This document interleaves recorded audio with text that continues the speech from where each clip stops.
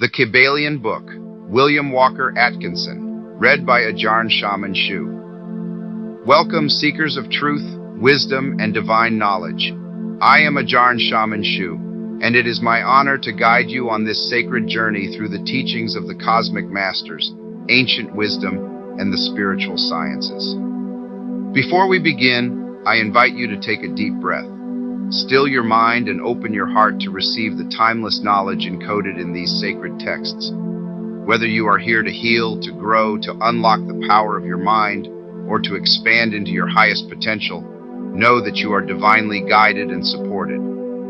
Each word we explore together carries the frequency of transformation. These teachings from the masters of the ages have the power to shift your reality, elevate your consciousness, and align you with universal truth.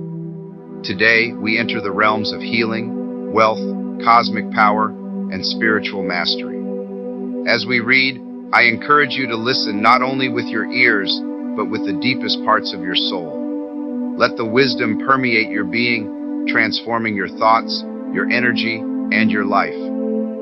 As a student of the cosmic masters and a humble channel of the divine, I share these teachings with reverence for their power and the potential they hold to unlock the greatness within you. May these words be more than just knowledge. May they become living principles that guide you to health, wealth, spiritual power, and cosmic understanding. Let us now step into the sacred stream of wisdom together as we begin our journey. By the House of Shu.com. Chapter 1. The Hermetic Philosophy. The lips of wisdom are closed except to the ears of understanding. The Kybalion. From Old Egypt have come the fundamental esoteric and occult teachings which have so strongly influenced the philosophies of all races, nations, and peoples for several thousand years. Egypt, the home of the pyramids and the Sphinx, was the birthplace of the hidden wisdom and mystic teachings. From her secret doctrine all nations have borrowed.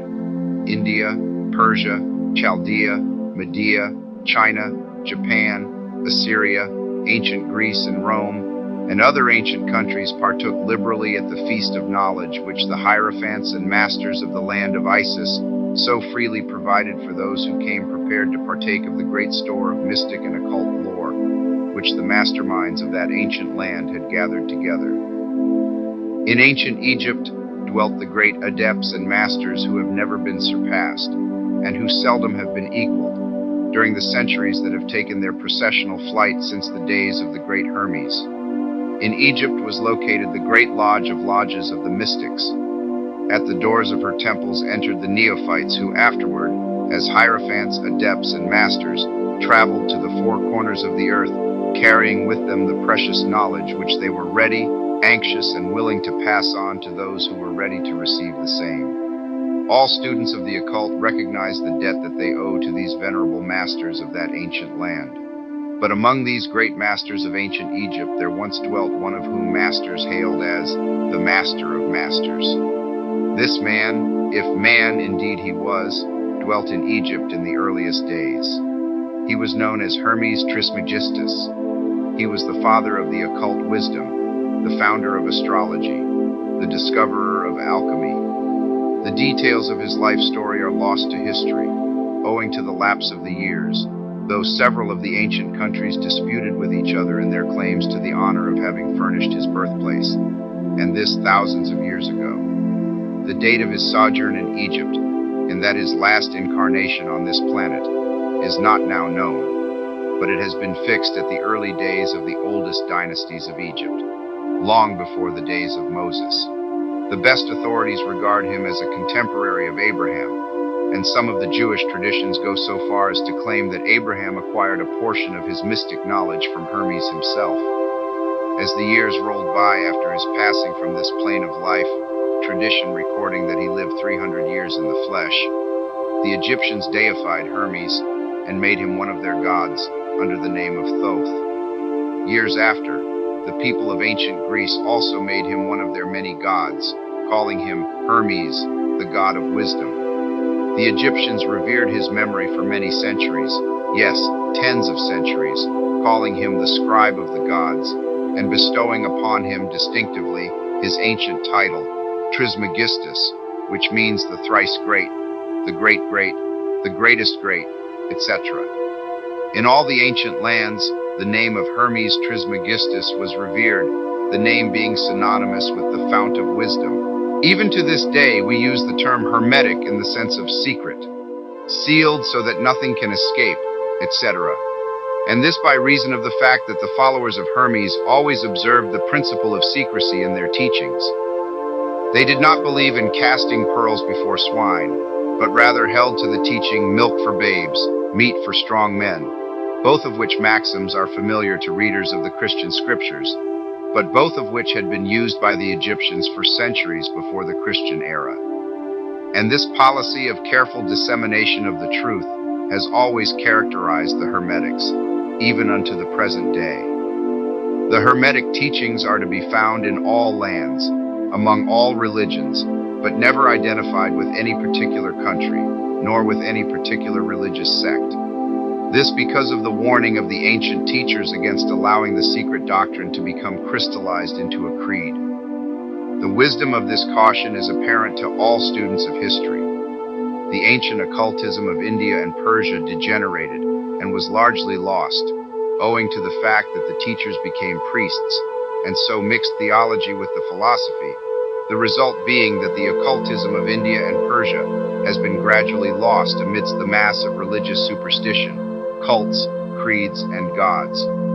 So it was with ancient Greece and Rome. So it was with the Hermetic teachings of the Gnostics and early Christians, which were lost at the time of Constantine, whose iron hands smothered philosophy with the blanket of theology, losing to the Christian church that which was its very essence and spirit, and causing it to grope throughout several centuries before it found the way back to its ancient faith.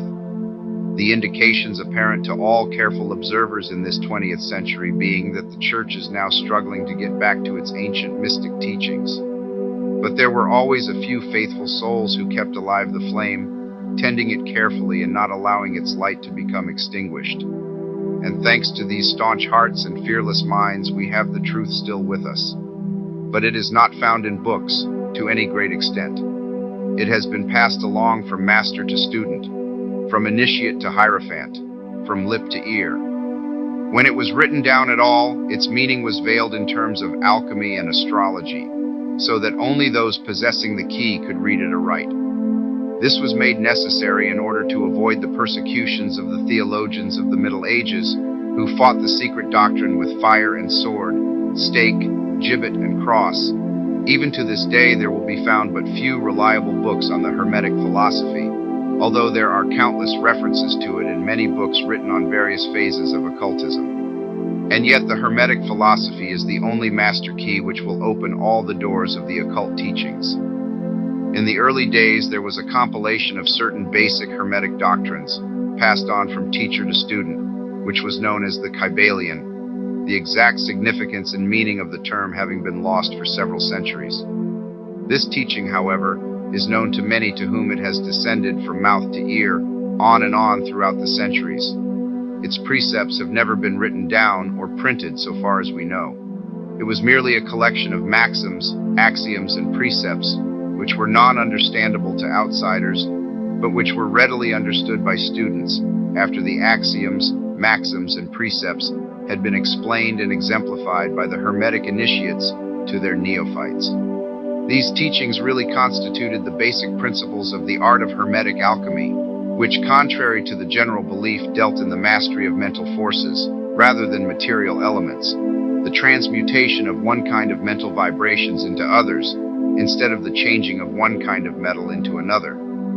The legends of the philosopher's stone, which would turn base metal into gold, was an allegory relating to Hermetic philosophy, readily understood by all students of true Hermeticism. In this little book, of which this is the first lesson, we invite our students to examine into the Hermetic teachings as set forth in the Kybalion, and as explained by ourselves, humble students of the teachings, who, while bearing the title of initiates, are still students at the feet of Hermes, the Master.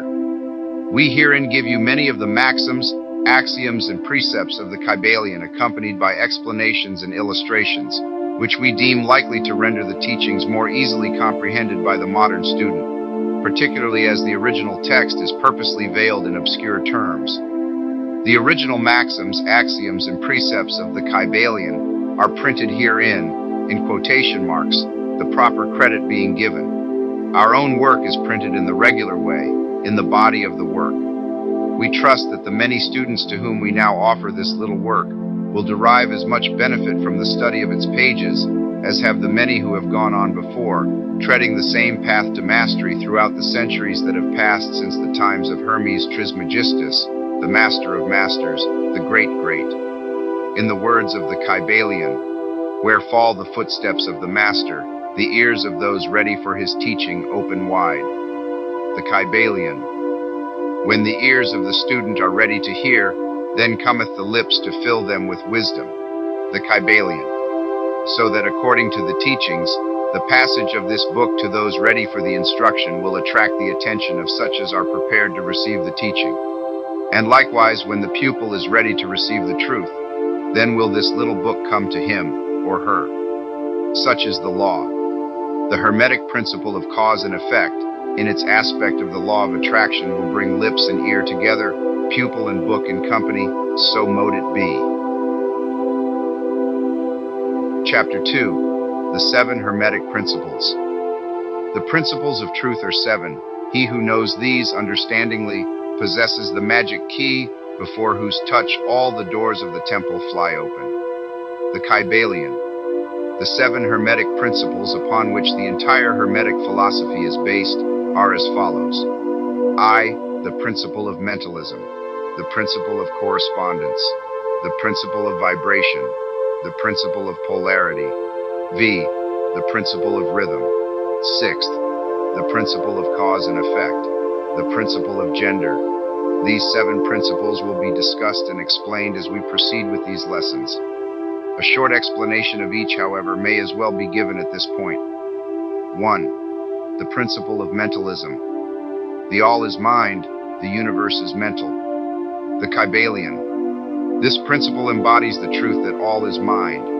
It explains that the all, which is the substantial reality underlying all the outward manifestations and appearances which we know under the terms of the material universe, the phenomena of life, matter, energy, and in short, all that is apparent to our material senses, is spirit, which in itself is unknowable and undefinable, but which may be considered and thought of as an universal, infinite, living mind.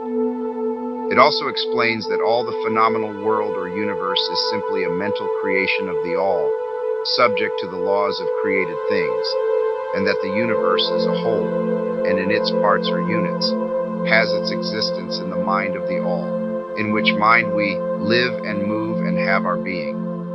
This principle, by establishing the mental nature of the universe, easily explains all of the varied mental and psychic phenomena that occupy such a large portion of the public attention, and which, without such explanation, are non-understandable and defy scientific treatment. An understanding of this great Hermetic principle of mentalism enables the individual to readily grasp the laws of the mental universe and to apply the same to his well-being and advancement. The Hermetic student is enabled to apply intelligently the great mental laws, instead of using them in a haphazard manner. With the master key in his possession, the student may unlock the many doors of the mental and psychic temple of knowledge and enter the same freely and intelligently. This principle explains the true nature of energy, power, and matter, and why and how all these are subordinate to the mastery of mind. One of the old Hermetic masters wrote long ages ago, "He who grasps the truth of the mental nature of the universe is well advanced on the path to mastery." And these words are as true today as at the time they were first. The 7 Hermetic Principles 11 written. Without this master key, mastery is impossible, and the student knocks in vain at the many doors of the temple. The principle of correspondence. As above, so below. As below, so above. The Kybalion. This principle embodies the truth that there is always a correspondence between the laws and phenomena of the various planes of being and life. The old Hermetic axiom ran in these words, as above, so below, as below, so above.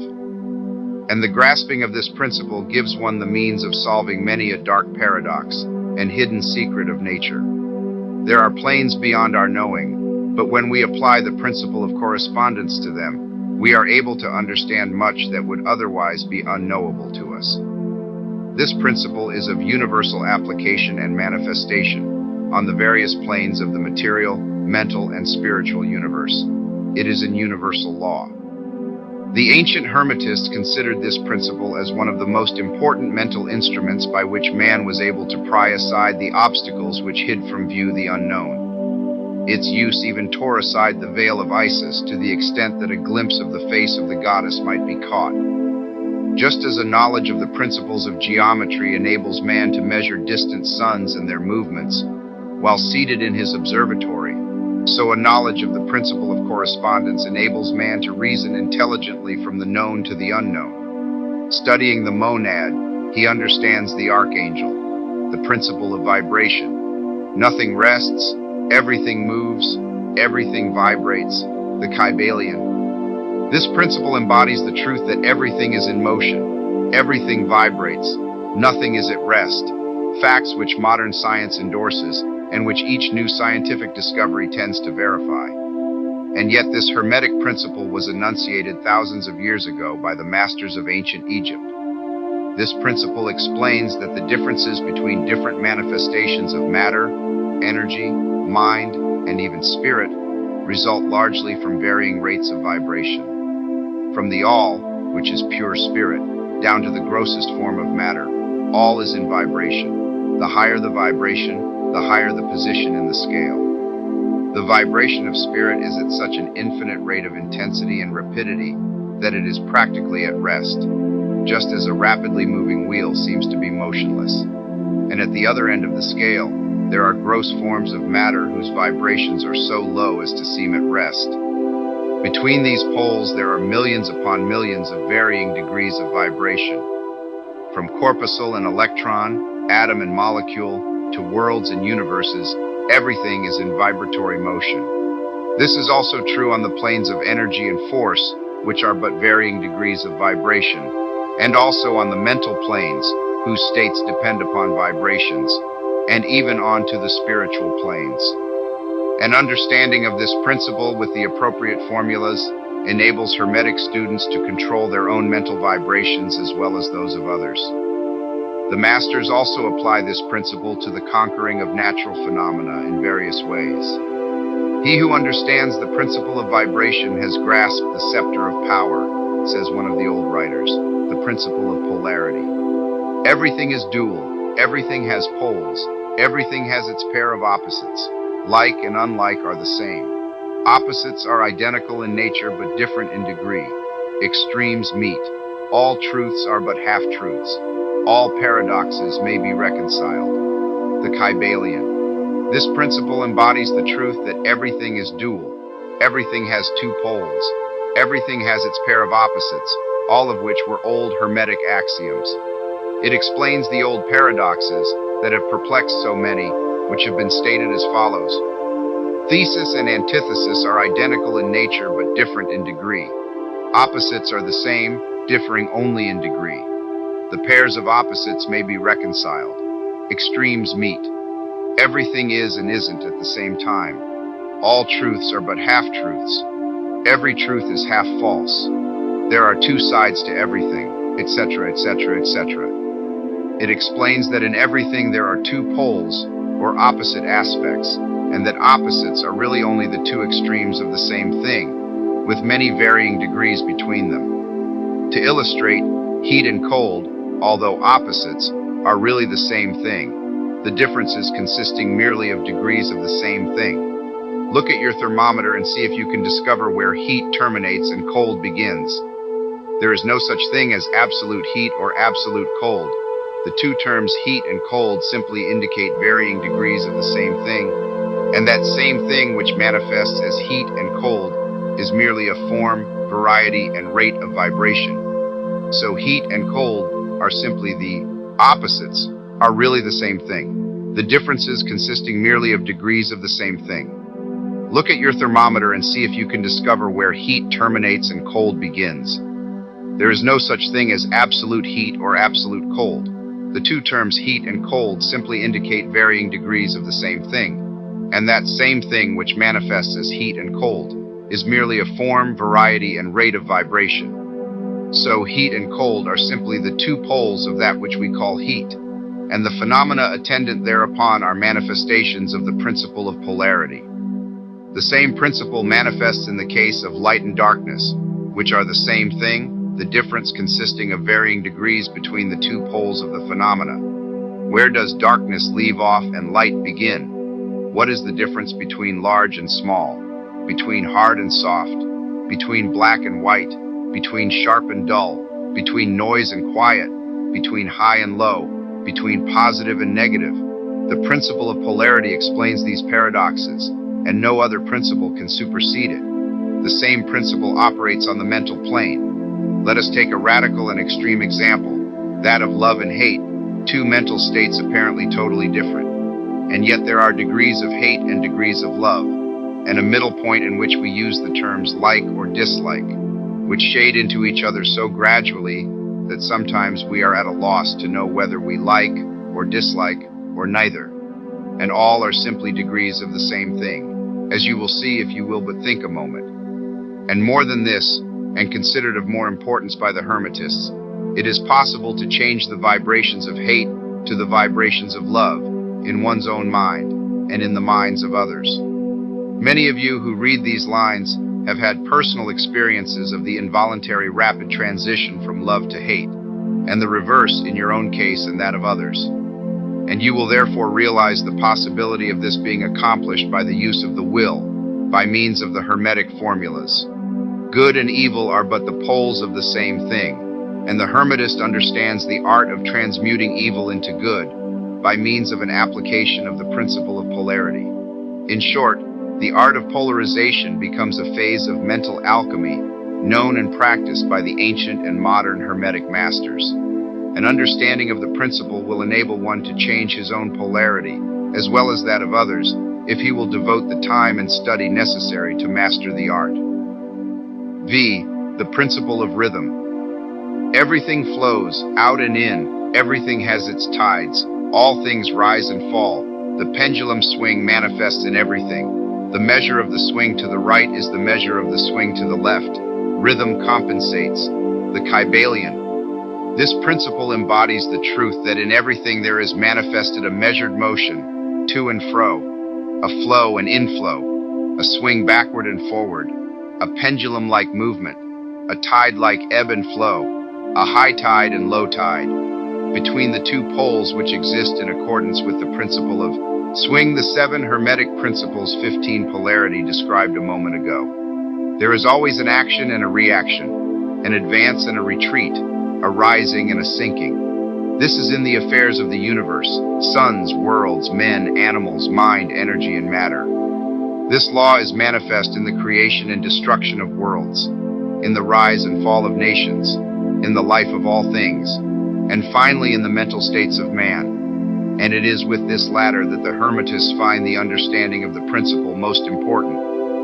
The Hermetists have grasped this principle, finding its universal application, and have also discovered certain means to overcome its effects in themselves by the use of the appropriate formulas and methods. They apply the mental law of neutralization. They cannot annul the principle or cause it to cease its operation, but they have learned how to escape its effects upon themselves to a certain degree depending upon the mastery of the principle. They have learned how to use it instead of being used by it. In this and similar methods consists the art of the Hermetists. The master of Hermetics polarizes himself at the point at which he desires to rest, and then neutralizes the rhythmic swing of the pendulum, which would tend to carry him to the other pole. All individuals who have attained any degree of self-mastery do this to a certain degree, more or less unconsciously, but the master does this consciously and by the use of his will, and attains a degree of poise and mental firmness almost impossible of belief on the part of the masses who are swung backward and forward like a pendulum. This principle and that of polarity have been closely studied by the Hermetists, and the methods of counteracting, neutralizing, and using them form an important part of the Hermetic mental alchemy. Sixth, the principle of cause and effect. Every cause has its effect, every effect has its cause. Everything happens according to law. Chance is but a name for law not recognized. There are many planes of causation, but nothing escapes the law. The Kybalion. This principle embodies the fact that there is a cause for every effect, an effect from every cause. It explains that everything happens according to law, that nothing ever merely happens, that there is no such thing as chance, that while there are various planes of cause and effect, the higher dominating the lower planes, still nothing ever entirely escapes the law. The Hermetists understand the art and methods of rising above the ordinary plane of cause and effect to a certain degree, and by mentally rising to a higher plane, they become causers instead of effects. The masses of people are carried along, obedient to environment, the wills and desires of others stronger than themselves, heredity, suggestion, and other outward causes moving them about like pawns on the chessboard of life. But the masters rising to the plane above dominate their moods, characters, qualities, and powers, as well as the environment surrounding them, and become movers instead of pawns. They help to play the game of life instead of being played and moved about by other wills and environment. They use the principle instead of being its tools. The masters obey the causation of the higher planes, but they help to rule on their own plane. In this statement, there is condensed a wealth of Hermetic knowledge. Let him read who can. The principle of gender. Gender is in everything. Everything has its masculine and feminine principles. Gender manifests on all planes. The Kybalion. This principle embodies the truth that there is gender manifested in everything, the masculine and feminine principles ever at work. This is true not only of the physical plane, but of the mental and even the spiritual planes. On the 7 Hermetic principles. 17. Physical plane, the principle manifests as sex. On the higher planes it takes higher forms, but the principle is ever the same. No creation, physical, mental, or spiritual, is possible without this principle. An understanding of its laws will throw light on many a subject that has perplexed the minds of men. The principle of gender works ever in the direction of generation, regeneration, and creation. Everything and every person contains the 2 elements or principles or this great principle within it, him or her.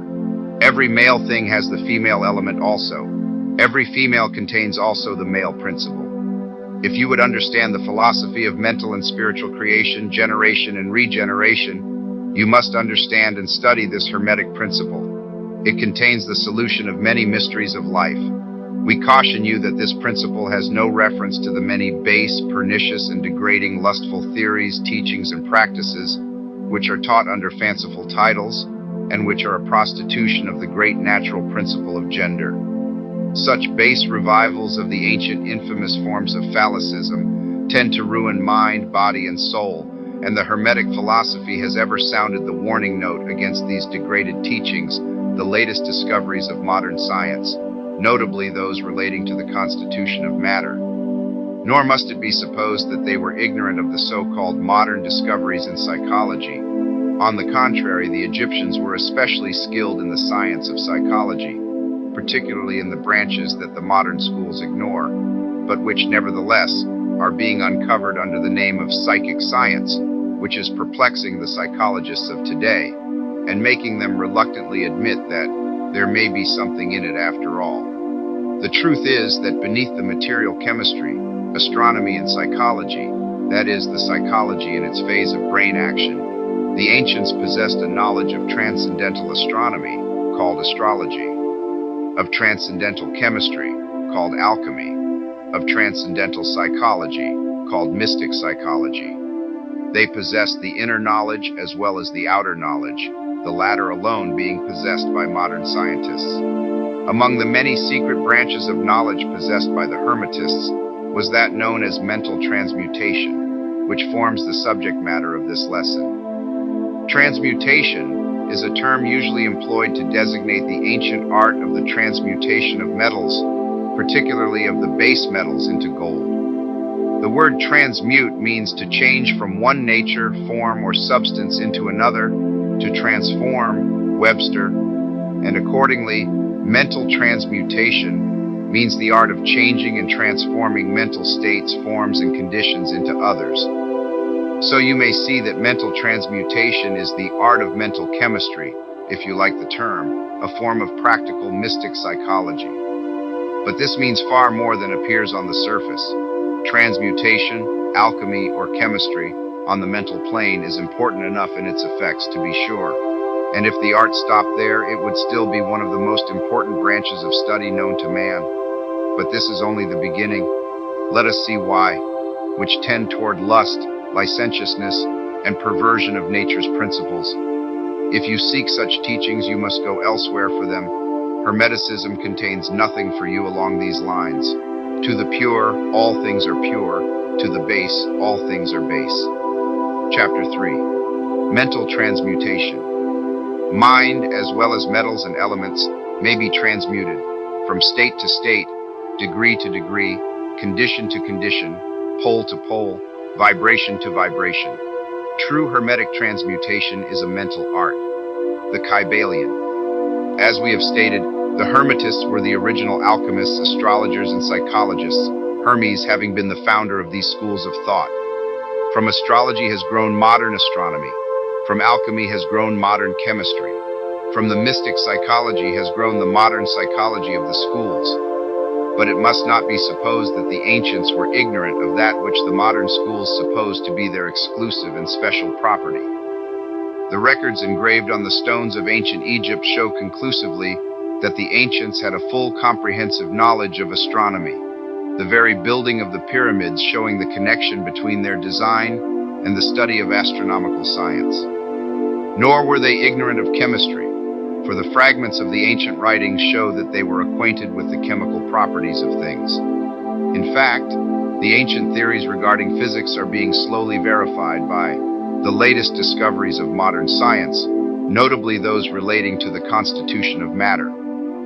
Nor must it be supposed that they were ignorant of the so-called modern discoveries in psychology.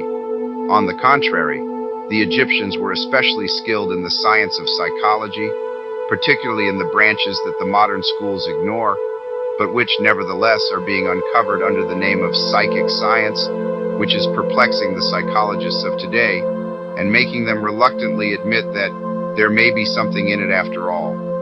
The truth is that beneath the material chemistry, astronomy, and psychology, that is, the psychology in its phase of brain action, the ancients possessed a knowledge of transcendental astronomy, called astrology, of transcendental chemistry, called alchemy, of transcendental psychology, called mystic psychology. They possessed the inner knowledge as well as the outer knowledge, the latter alone being possessed by modern scientists. Among the many secret branches of knowledge possessed by the Hermetists was that known as mental transmutation, which forms the subject matter of this lesson. Transmutation is a term usually employed to designate the ancient art of the transmutation of metals, particularly of the base metals into gold. The word transmute means to change from one nature, form, or substance into another, to transform, Webster, and accordingly, mental transmutation means the art of changing and transforming mental states, forms, and conditions into others. So you may see that mental transmutation is the art of mental chemistry, if you like the term, a form of practical mystic psychology. But this means far more than appears on the surface. Transmutation, alchemy, or chemistry on the mental plane is important enough in its effects to be sure.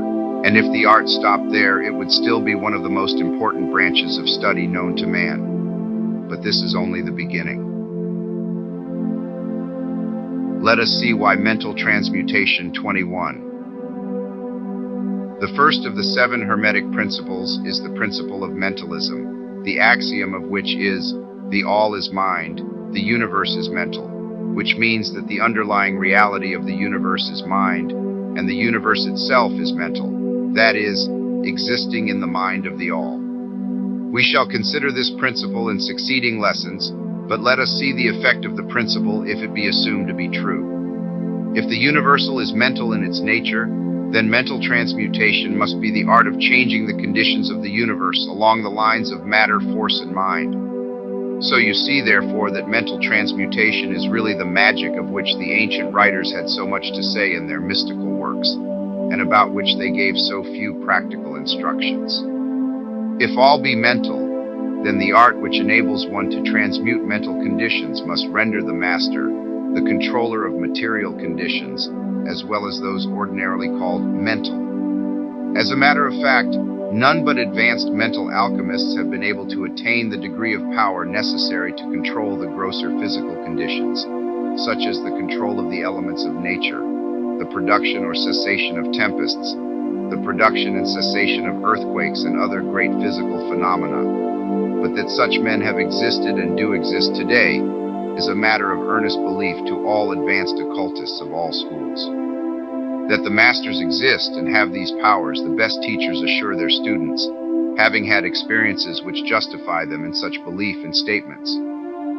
These masters do not make public exhibitions of their powers, but seek seclusion from the crowds of men in order to better work their way along the path of attainment.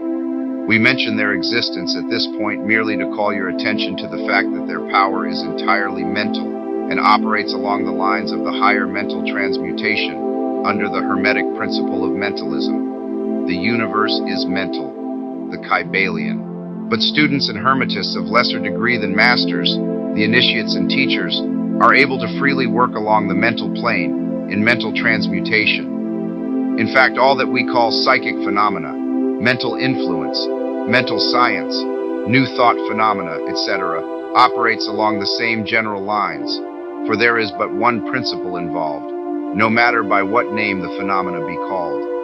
The student and practitioner of mental transmutation works among the mental plane, transmuting mental conditions, states, etc. into others, according to various formulas, more or less efficacious. The various treatments, affirmations, denials, etc., of the schools of mental science are but formulas, often quite imperfect and unscientific, of the Hermetic art. The majority of modern practitioners are quite ignorant compared to the ancient masters, for they lack the fundamental knowledge upon which the work is based. Not only may the mental states, etc., of oneself be changed or transmuted by Hermetic methods, but also the states of others may be and are constantly transmuted in the same way, usually unconsciously, but often consciously by some understanding the laws and principles, in cases where the people affected are not informed of the principles of self-protection. And more than this, as many students and practitioners of modern mental science know, every material condition depending upon the minds of other people may be changed or transmuted in accordance with the earnest desire, will, and treatments of person desiring changed conditions of life.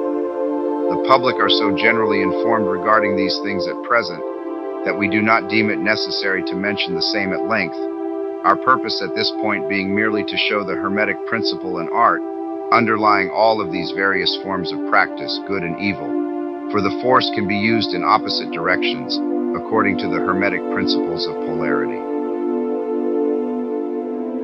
Mental transmutation. 23. In this little book we shall state the basic principles of mental transmutation, that all who read may grasp the underlying principles, and thus possess the master key that will unlock the many doors of the principle of polarity. We shall now proceed to a consideration of the first of the Hermetic 7 principles, the principle of mentalism, in which is explained the truth that the all is mind, the universe is mental, in the words of the Kybalion. We ask the close attention and careful study of this great principle on the part of our students, for it is really the basic principle of the whole Hermetic philosophy and of the Hermetic art of mental transmutation. Chapter 4. The All. Under and back of the universe of time, space, and change is ever to be found the substantial reality, the fundamental truth, the Kybalion. Substance means that which underlies all outward manifestations, the essence, the essential reality, the thing in itself, etc.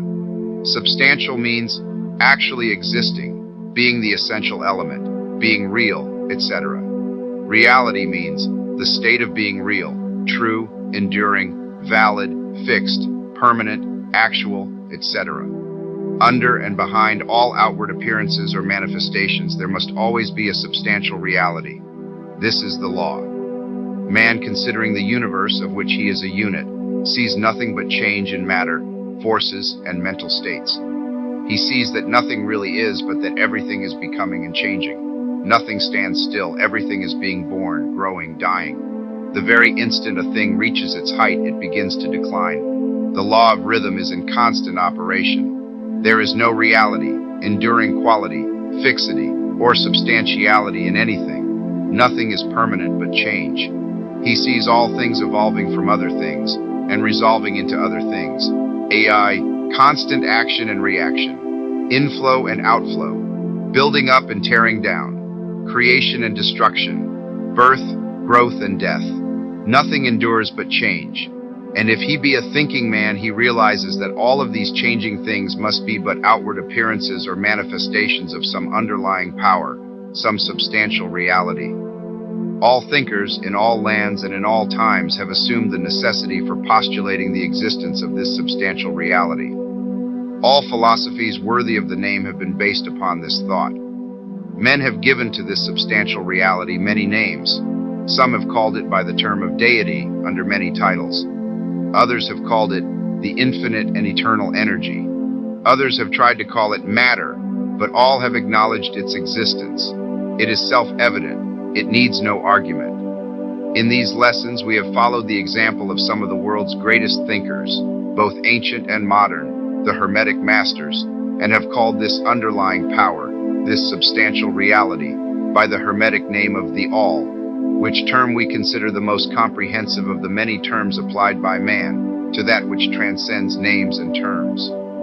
We accept and teach the view of the great Hermetic thinkers of all times, as well as of those illumined souls who have reached higher planes of being, both of whom assert that the inner nature of the All is unknowable. This must be so, for naught by the All itself can comprehend its own nature and being. The Hermetists believe and teach that the All, in itself, is and must ever be unknowable. They regard all the theories, guesses, and speculations of the theologians and metaphysicians regarding the inner nature of the All as but the childish efforts of mortal minds to grasp the secret of the infinite. Such efforts have always failed and will always fail from the very nature of the task. One pursuing such inquiries travels around and around in the labyrinth of thought until he is lost to all sane reasoning, action, or conduct, and is utterly unfitted for the all-27 work of life. He is like the squirrel which frantically runs around and around the circling treadmill wheel of his cage, traveling ever and yet reaching nowhere, at the end a prisoner still, and standing just where he started. And still more presumptuous are those who attempt to ascribe to the All the personality, qualities, properties, characteristics, and attributes of themselves, ascribing to the All the human emotions, feelings, and characteristics, even down to the pettiest qualities of mankind, such as jealousy, susceptibility to flattery and praise, desire for offerings and worship, and all the other survivals from the days of the childhood of the race. Such ideas are not worthy of grown men and women, and are rapidly being discarded. At this point, it may be proper for me to state that we make a distinction between religion and theology, between philosophy and metaphysics.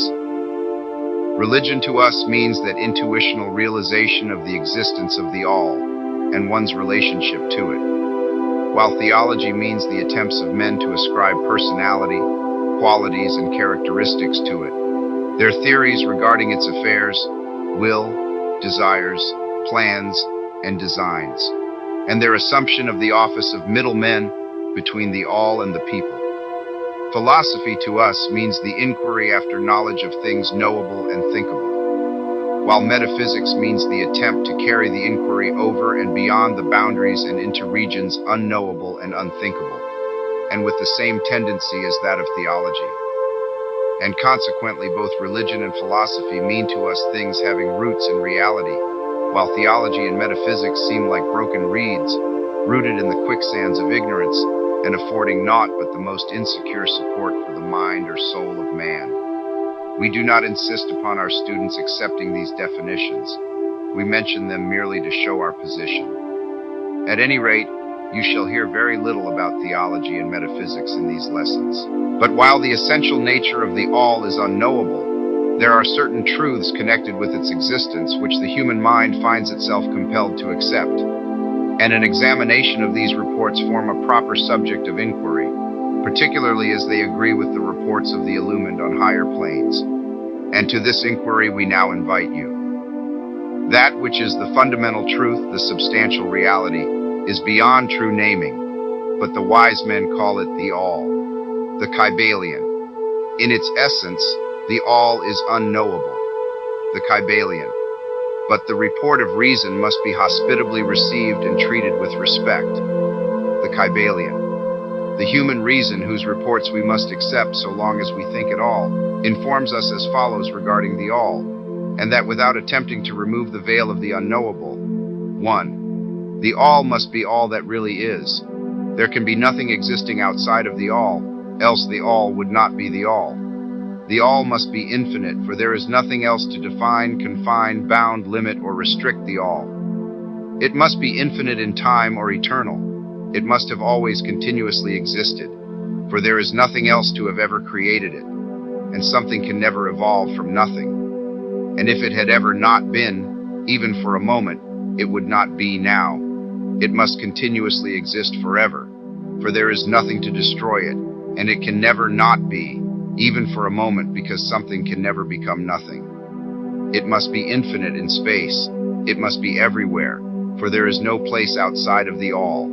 It cannot be otherwise than continuous in space, without break, cessation, separation, or interruption, for there is nothing to break, separate, or interrupt its continuity, and nothing with which to fill in the gaps. It must be infinite in power, or absolute, for there is nothing to limit, restrict, restrain, confine, disturb, or condition it. It is subject to no other power, for there is no other power. 3. The All must be immutable, or not subject to change in its real nature, for there is nothing to work changes upon it, nothing into which it could change, nor from which it could have changed. It cannot be added to nor subtracted from, increased nor diminished, nor become greater or lesser in any respect whatsoever. It must have always been and must always remain just what it is now.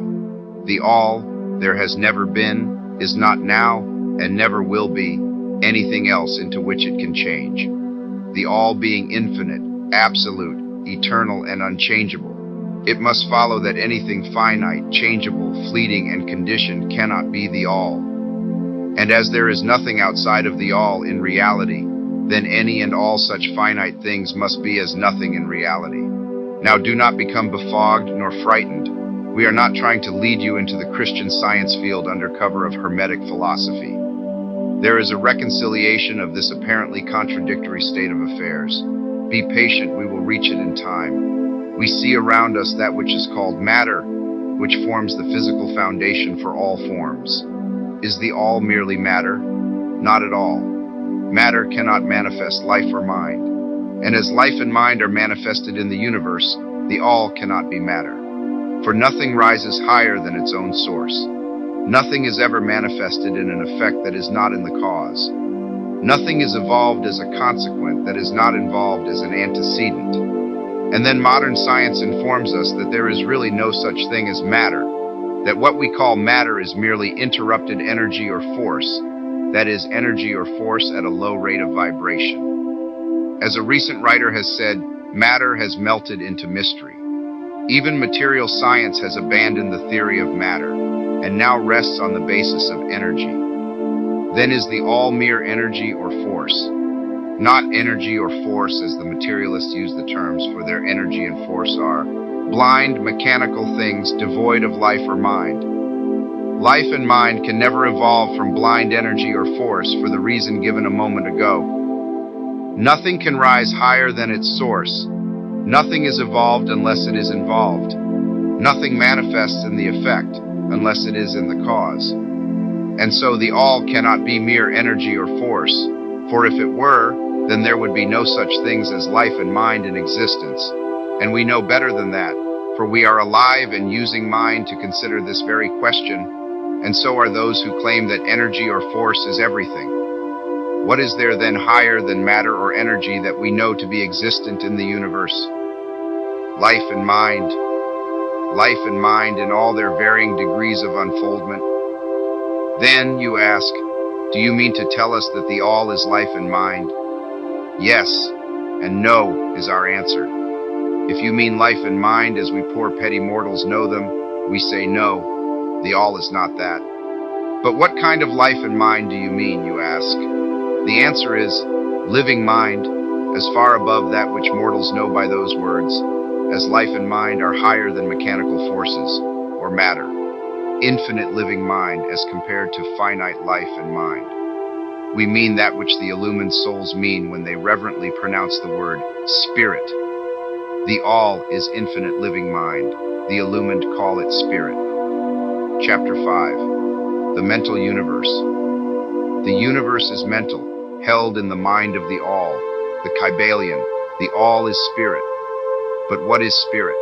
This question cannot be answered for the reason that its definition is practically that of the all, which cannot be explained or defined. Spirit is simply a name that men give to the highest conception of infinite living mind. It means the real essence. It means living mind, as much superior to life and mind as we know them, as the latter are superior to mechanical energy and matter. Spirit transcends our understanding, and we use the term merely that we may think or speak of the all. For the purposes of thought and understanding, we are justified in thinking of spirit as infinite living mind, at the same time acknowledging that we cannot fully understand it. We must either do this or stop thinking of the matter at all. Let us now proceed to a consideration of the nature of the universe as a whole and in its parts. What is the universe? We have seen that there can be nothing outside of the all. Then is the universe the all? No, this cannot be, because the universe seems to be made up of many and is constantly changing, and in other ways it does not measure up to the ideas that we are compelled to accept regarding the all, as stated in our last lesson. Then if the universe be not the all, then it must be nothing. Such is the inevitable conclusion of the mind at first thought. But this will not satisfy the question, for we are sensible of the existence of the universe. Then if the universe is neither the all nor nothing, what can it be? Let us examine this question. If the universe exists at all, or seems to exist, it must proceed in some way from the all. It must be a creation of the all. But as something can never come from nothing, from what could the all have created it? Some philosophers have answered this question by saying that the all created the universe from itself, that is, from the being and substance of the all. But this will not do, for the all cannot be subtracted from, nor divided, as we have seen. And then again, if this be so, would not each particle in the universe be aware of its being the all? The all could not lose its knowledge of itself, nor actually become an atom, or blind force, or lowly living thing. Some men indeed realizing that the all is indeed all, and also recognizing that they, the men, existed, have jumped to the conclusion that they and the all were identical, and they have filled the air with shouts of "I am God," to the amusement of the multitude and the sorrow of sages. The claim of the corpuscle that "I am man" would be modest in comparison. But what indeed is the universe, if it be not the all, not yet created by the all having separated itself into fragments? What else can it be? Of what else can it be made?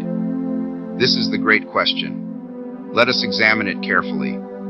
We find here that the principle of correspondence, see Lesson 1, comes to our aid here. The old Hermetic axiom, as above so below, may be pressed into service at this point. Let us endeavor to get a glimpse of the workings on higher planes by examining those on our own. The principle of correspondence must apply to this as well as to other problems. Let us see. On his own plane of being, how does man create? Well, first, he may create by making something out of outside materials. But this will not do, for there are no materials outside of the all with which it may create. Well then, secondly, man procreates or reproduces his kind by the process of begetting, which is self-multiplication accomplished by transferring a portion of his substance to his offspring. But this will not do, because the all cannot transfer or subtract a portion of itself, nor can it reproduce or multiply itself. In the first place, there would be a taking away, and in the second case, a multiplication or addition to the all, both thoughts being an absurdity. Is there no third way in which man creates? Yes, there is. He creates mentally. and in so doing he uses no outside materials, nor does he reproduce himself, and yet his spirit pervades the mental creation. Following the principle of correspondence, we are justified in considering that the All creates the universe mentally, in a manner akin to the process whereby man creates mental images. And here is where the report of reason tallies precisely with the report of the illumined, as shown by their teachings and writings. Such are the teachings of the wise men. Such was the teaching of Hermes. The All can create in no other way except mentally, without either using material, and there is none to use, or else reproducing itself, which is also impossible. There is no escape from this conclusion of the reason, which, as we have said, agrees with the highest teachings of the illumined. Just as you, student, may create a universe of your own in your mentality, so does the All create universes in its own mentality. But your universe is the mental creation of a finite mind, whereas that of the All is the creation of an infinite. The two are similar in kind, but infinitely different in degree. We shall examine more closely into the process of creation and manifestation as we proceed. But this is the point to fix in your minds at this stage. The universe, and all it contains, is a mental creation of the All. Verily, indeed, all is mind. The All creates in its infinite mind countless universes, which exist for aeons of time. And yet, to the All, the creation, development, decline, and death of a million universes is as the time of the twinkling of an eye, the Kybalion. The infinite mind of the All is the womb of universes, the Kybalion. The principle of gender, see Lesson 1 and other lessons to follow, is manifested on all planes of life, material, mental, and spiritual. But, as we have said before, gender does not mean sex. Sex is merely a material manifestation of gender. Gender means relating to generation or creation. And wherever anything is generated or created on any plane, the principle of gender must be manifested.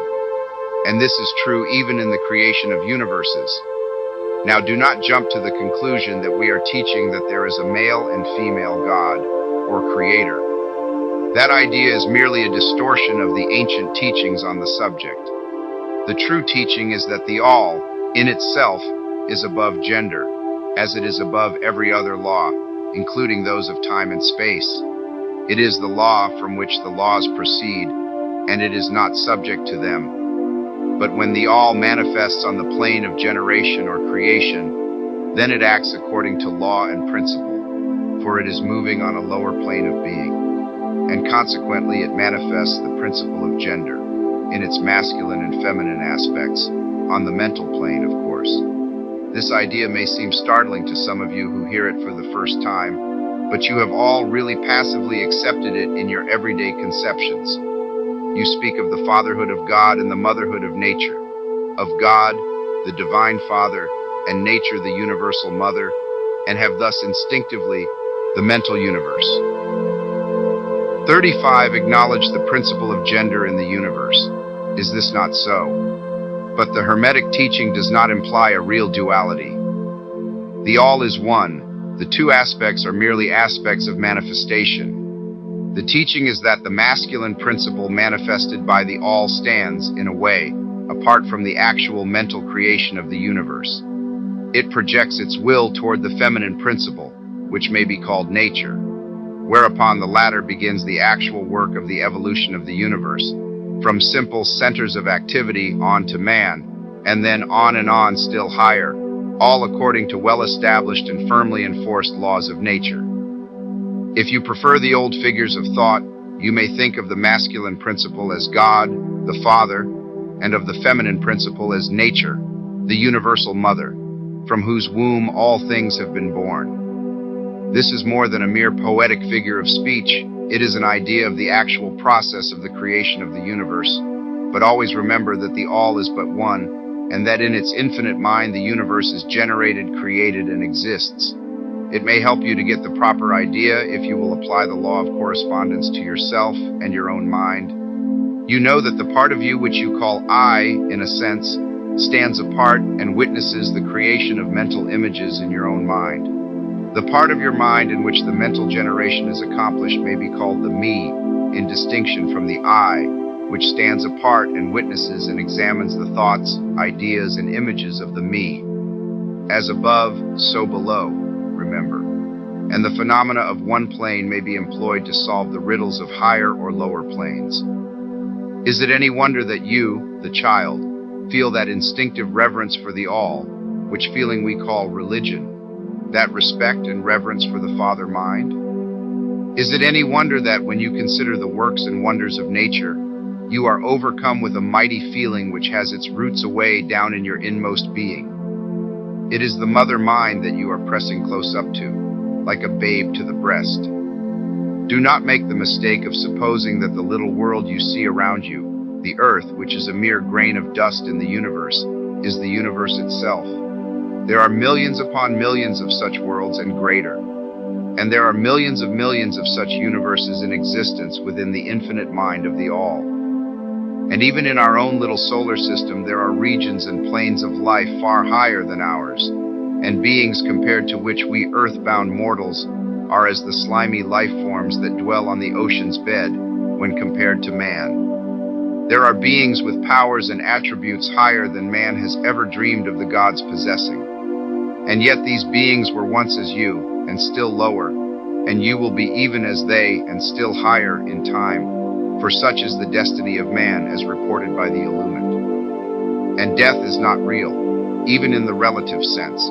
It is but birth to a new life, and you shall go on and on and on to higher and still higher planes of life, for aeons upon aeons of time. The universe is your home, and you shall explore its farthest recesses before the end of time. You are dwelling in the infinite mind of the all, and your possibilities and opportunities are infinite, both in time and space. And at the end of the grand cycle of aeons, when the all shall draw back into itself all of its creations, you will go gladly, for you will then be able to know the whole truth of being at one with the all. Such is the report of the illumined, those who have advanced well along the path. And in the meantime, rest calm and serene. You are safe and protected by the infinite power of the Father-Mother Mind. Within the Father-Mother Mind, mortal children are at home. The Kybalion, the mental universe. 37. There is not one who is fatherless nor motherless in the universe. The Kybalion. Chapter 6. The Divine Paradox. The half-wise, recognizing the comparative unreality of the universe, imagine that they may defy its laws. Such are vain and presumptuous fools, and they are broken against the rocks and torn asunder by the elements by reason of their folly. The truly wise, knowing the nature of the universe, use law against laws, the higher against the lower, and by the art of alchemy transmute that which is undesirable into that which is worthy, and thus triumph. Mastery consists not in abnormal dreams, visions, and fantastic imaginings or living, but in using the higher forces against the lower, escaping the pains of the lower planes by vibrating on the higher. Transmutation, not presumptuous denial, is the weapon of the master. The Kybalion. This is the paradox of the universe, resulting from the principle of polarity which manifests when the all begins to create. Hearken to it, for it points the difference between half-wisdom and wisdom. While to the infinite all, the universe, its laws, its powers, its life, its phenomena, are as things witnessed in the state of meditation or dream. Yet to all that is finite, the universe must be treated as real, and life and action and thought must be based thereupon accordingly, although with an ever understanding of the higher truth, each according to its own plane and laws.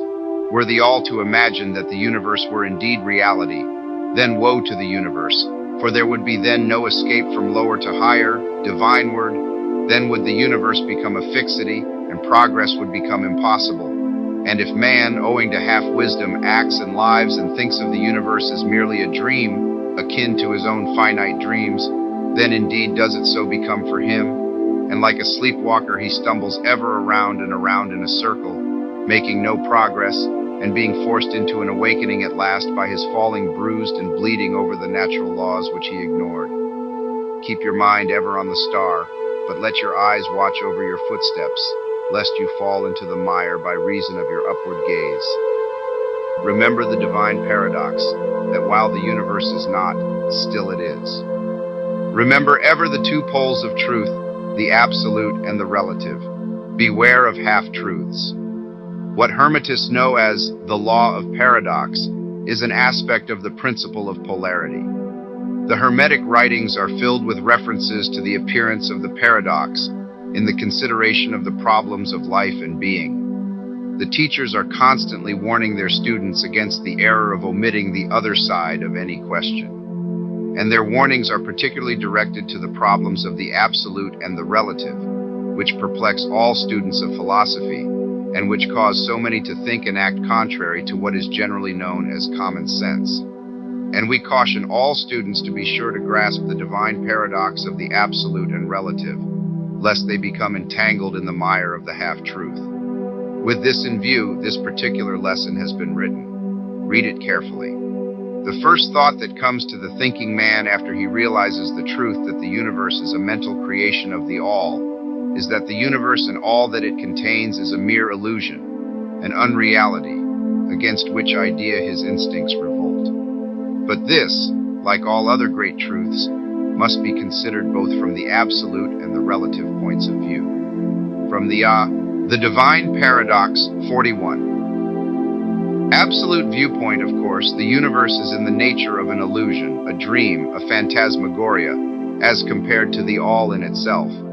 We recognize this even in our ordinary view, for we speak of the world as a fleeting show that comes and goes, is born and dies. For the element of impermanence and change, finiteness and unsubstantiality, must ever be connected with the idea of a created universe when it is contrasted with the idea of the all, no matter what may be our beliefs concerning the nature of both. Philosopher, metaphysician, scientist, and theologian all agree upon this idea, and the thought is found in all forms of philosophical thought and religious conceptions, as well as in the theories of the respective schools of metaphysics and theology. So, the Hermetic teachings do not preach the unsubstantiality of the universe in any stronger terms than those more familiar to you, although their presentation of the subject may seem somewhat more startling. Anything that has a beginning and an ending must be, in a sense, unreal and untrue, and the universe comes under the rule in all schools of thought. From the absolute point of view, there is nothing real except the all, no matter what terms we may use in thinking of or discussing the subject. Whether the universe be created of matter, or whether it be a mental creation in the mind of the all, it is unsubstantial, non-enduring, a thing of time, space, and change. We want you to realize this fact thoroughly before you pass judgment on the Hermetic conception of the mental nature of the universe. Think over any and all of the other conceptions, and see whether this be not true of them. But the absolute point of view shows merely one side of the picture. The other side is the relative one. Absolute truth has been defined as things as the mind of God knows them, while relative truth is things as the highest reason of man understands them. And so while to the all the universe must be unreal and illusionary, a mere dream or result of meditation, nevertheless to the finite minds forming a part, the Kybalion 42 of that universe, and viewing it through mortal faculties, the universe is very real indeed, and must be so considered. In recognizing the absolute view, we must not make the mistake of ignoring or denying the facts and phenomena of the universe as they present themselves to our mortal faculties. We are not the all, remember. To take familiar illustrations, we all recognize the fact that matter exists to our senses. We will fare badly if we do not. And yet even our finite minds understand the scientific dictum that there is no such thing as matter from a scientific point of view. That which we call matter is held to be merely an aggregation of atoms, which atoms themselves are merely a grouping of units of force, called electrons or ions, vibrating and in constant circular motion. We kick a stone and we feel the impact. It seems to be real, notwithstanding that we know it to be merely what we have stated above. But remember that our foot, which feels the impact by means of our brains, is likewise matter, so constituted of electrons, and for that matter, so are our brains. And at the best, if it were not by reason of our mind, we would not know the foot or stone at all. Then again, the ideal of the artist or sculptor, which he is endeavoring to reproduce in stone or on canvas, seems very real to him. So do the characters in the mind of the author, or dramatist, which he seeks to express so that others may recognize them. And if this be true in the case of our finite minds, what must be the degree of reality in the mental images created in the mind of the infinite? Oh, friends, to mortals this universe of mentality is very real indeed. It is the only one we can ever know, though we rise from plane to plane, higher and higher in it. To know it otherwise by actual experience, we must be the all itself. It is true that the higher we rise in the scale, the nearer to the mind of the Father we reach, the more apparent becomes the illusory nature of finite things, but not until the all finally withdraws us into itself does the vision actually vanish. The Divine Paradox 43. So, we need not dwell upon the feature of illusion. Rather, let us, recognizing the real nature of the universe, seek to understand its mental laws and endeavor to use them to the best effect in our upward progress through life as we travel from plane to plane of being. The laws of the universe are nonetheless iron laws because of the mental nature. All except the all are bound by them. What is in the infinite mind of the all is real in a degree second only to that reality itself, which is vested in the nature of the all. So, do not feel insecure or afraid. We are all held firmly in the infinite mind of the all, and there is naught to hurt us or for us to fear. There is no power outside of the all to affect us, so we may rest calm and secure. There is a world of comfort and security in this realization when once attained. Then, calm and peaceful do we sleep, rocked in the cradle of the deep, resting safely on the bosom of the ocean of infinite mind, which is the all. In the all indeed do we live and move and have our being. Matter is nonetheless matter to us, while we dwell on the plane of matter, although we know it to be merely an aggregation of electrons, or particles of force, vibrating rapidly and gyrating around each other in the formations of atoms. The atoms in turn vibrating and gyrating, forming molecules, which latter in turn form larger masses of matter. Nor does matter become less matter when we follow the inquiry still further and learn from the Hermetic teachings that the force of which the electrons are but units is merely a manifestation of the mind of the all, and like all else in the universe is purely mental in its nature. While on the plane of matter we must recognize its phenomena, we may control matter as all masters of higher or lesser degree do, but we do so by applying the higher forces. We commit a folly when we attempt to deny the existence of matter in the relative aspect. We may deny its mastery over us, and rightly so, but we should not attempt to ignore it in its relative aspect, at least so long as we dwell upon its plane. Nor do the laws of nature become less constant or effective when we know them likewise to be merely mental creations. They are in full effect on the various planes. We overcome the lower laws by applying still higher ones, and in this way only.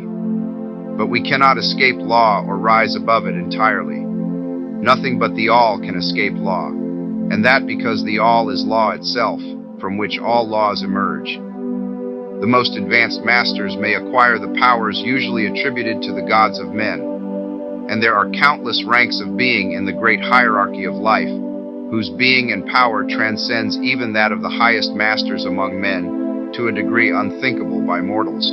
But even the highest master and the highest being must bow to the law and be as nothing in the eye of the all. So that if even these highest beings, whose powers exceed even those attributed by men to their gods, if even these are bound by and are subservient to law, then imagine the presumption of mortal man, of our race and grade, when he dares to consider the laws of nature as unreal, visionary, and illusory, because he happens to be able to grasp the truth that the laws are mental in nature and simply mental creations of the all. Those laws which the all intends to be governing laws are not to be defied or argued away. So long as the universe endures, will they endure? For the universe exists, by virtue of these laws which form its framework and which hold it together. The Hermetic principle of mentalism, while explaining the true nature of the universe upon the principle that all is mental, does not change the scientific conceptions of the universe, life, or evolution. In fact, science merely corroborates the Hermetic teachings. The latter merely teaches that the nature of the universe is mental, while modern science has taught that it is material, or, of late, that it is energy at the last analysis. The Hermetic teachings have no fault to find with Herbert Spencer's basic principle, which postulates the existence of an infinite, the divine paradox 45, and eternal energy, from which all things proceed. In fact, the Hermetics recognize in Spencer's philosophy the highest outside statement of the workings of the natural laws that have ever been promulgated, and they believe Spencer to have been a reincarnation of an ancient philosopher who dwelt in ancient Egypt thousands of years ago, and who later incarnated as Heraclitus, the Grecian philosopher who lived BC 500. And they regard his statement of the infinite and eternal energy as directly in the line of the Hermetic teachings, always with the addition of their own doctrine that his energy is the energy of the mind of the all. With the master key of the Hermetic philosophy, the student of Spencer will be able to unlock many doors of the inner philosophical conceptions of the great English philosopher, whose work shows the results of the preparation of his previous incarnations. His teachings regarding evolution and rhythm are in almost perfect agreement with the Hermetic teachings regarding the principle of rhythm. So, the student of Hermetics need not lay aside any of his cherished scientific views regarding the universe. All he is asked to do is to grasp the underlying principle of the all is mind. The universe is mental, held in the mind of the all. He will find that the other 6 of the 7 principles will fit into his scientific knowledge, and will serve to bring out obscure points and to throw light in dark corners. This is not to be wondered at when we realize the influence of the Hermetic thought on the early philosophers of Greece, upon whose foundations of thought the theories of modern science largely rest. The acceptance of the first Hermetic principle, mentalism, is the only great point of difference between modern science and Hermetic students, and science is gradually moving toward the Hermetic position in its groping in the dark for a way out of the labyrinth into which it has wandered in its search for reality. The purpose of this lesson is to impress upon the minds of our students the fact that, to all intents and purposes, the universe and its laws and its phenomena are just as real, so far as man is concerned, as they would be under the hypotheses of materialism or energism. Under any hypothesis, the universe in its outer aspect is changing, ever-flowing, and transitory, and therefore devoid of substantiality and reality. But, note the other pole of the truth, under any of the same hypotheses, we are compelled to act and live as if the fleeting things were real and substantial, with this difference always between the various hypotheses, that under the old views, mental power was ignored as a natural force, while under mentalism it becomes the greatest natural force. And this one difference revolutionizes life to those who understand the principle and its resulting laws and practice. So finally, students all grasp the advantage of mentalism and learn to know, use, and apply the laws resulting therefrom. But do not yield to the temptation which, as the Kybalion states, overcomes the half-wise and which causes them to be hypnotized by the apparent unreality of things, the consequence being that they wander about like dream people dwelling in a world of dreams, ignoring the practical work and life of man, the end being that they are broken against the rocks and torn asunder by the elements by reason of their folly. Rather follow the example of the wise, which the same authority states, use law against laws, the higher against the lower, and by the art of alchemy transmute that which is undesirable into that which is worthy, and thus triumph. Following the authority, let us avoid the half-wisdom, which is folly, which ignores the truth that mastery consists not in abnormal dreams, visions, and fantastic imaginings or living, but in using the higher forces against the lower, escaping the pains of the lower planes by vibrating on the higher. Remember always, student, that transmutation, not presumptuous denial, is the weapon of the master. The above quotations are from the Kybalion, and are worthy of being committed to memory by the student. We do not live in a world of dreams, but in a universe which, while relative, is real so far as our lives and actions are concerned. Our business in the universe is not to deny its existence, but to live, using the laws to rise from lower to higher, living on, doing the best that we can under the circumstances arising each day, and living so far as is possible to our highest ideas and ideals. The true meaning of life is not known to men on this plane, if indeed to any, but the highest authorities and our own intuitions teach us that we will make no mistake in living up to the best that is in us, so far as is possible, and realizing the universal tendency in the same direction, in spite of apparent evidences to the contrary. We are all on the path, and the road leads upward ever, with frequent resting places. Read the message of the Kybalion, and follow the example of the wise, avoiding the mistake of the half-wise who perish by reason of their folly. Chapter 7. The All in All. While all is in the all, it is equally true that the all is in all. To him who truly understands this truth hath come great knowledge.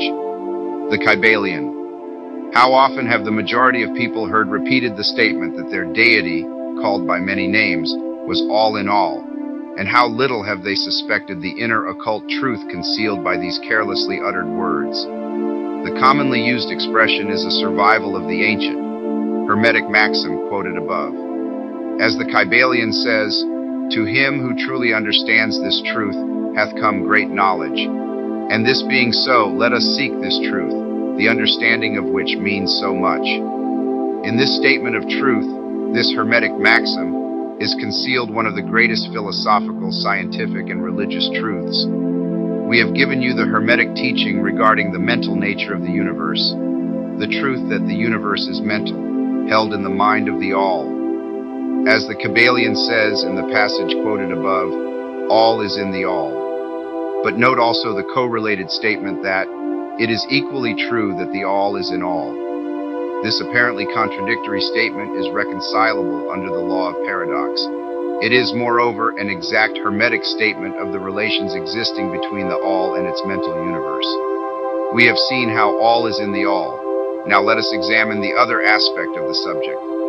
The Hermetic teachings are to the effect that the all is immanent in, remaining within, inherent, abiding within, its universe, and in every part, particle, unit, or combination within the universe. This statement is usually illustrated by the teachers by a reference to the principle of correspondence. The teacher instructs the student to form a mental image of something, a person, an idea, something having a mental form. The favorite example being that of the author or dramatist forming an idea of his characters, or a painter or sculptor forming an image of an ideal that he wishes to express by his art. In each case, the student will find that while the image has its existence and being solely within his own mind, yet he, the student, author, dramatist, painter, or sculptor, is, in a sense, immanent in, remaining within, or abiding within, the mental image also. In other words, the entire virtue, life, spirit of reality in the mental image is derived from the immanent mind of the thinker. Consider this for a moment until the idea is grasped. To take a modern example, let us say that Othello, Iago, Hamlet, Lear, Richard III existed merely in the mind of Shakespeare at the time of their conception or creation, and yet Shakespeare also existed within each of these characters, giving them their vitality, spirit, and action. Whose is the spirit of the characters that we know as Micawber, Oliver Twist, Uriah Heep? Is it Dickens, or have each of these characters a personal spirit, independent of their creator? Have the Venus of Medici, the Sistine Madonna, the Apollo Belvedere spirits and reality of their own, or do they represent the spiritual and mental power of their creators? The law of paradox explains that both propositions are true, viewed from the proper viewpoints. Micawber is both Micawber and yet Dickens. And again, while Micawber may be said to be Dickens, yet Dickens is not identical with Micawber. Man, like Micawber, may exclaim, "The spirit of my creator is inherent within me, and yet I am not he." How different this from the shocking half-truth so vociferously announced by certain of the half-wise, who fill the air with their raucous cries of "I am God." Imagine poor Macabre or the sneaky Uriah Heep crying, "I am Dickens," or some of the lowly clods in one of Shakespeare's plays, grandiloquently announcing that, "I am Shakespeare." The all is in the earthworm, and yet the earthworm is far from being the all.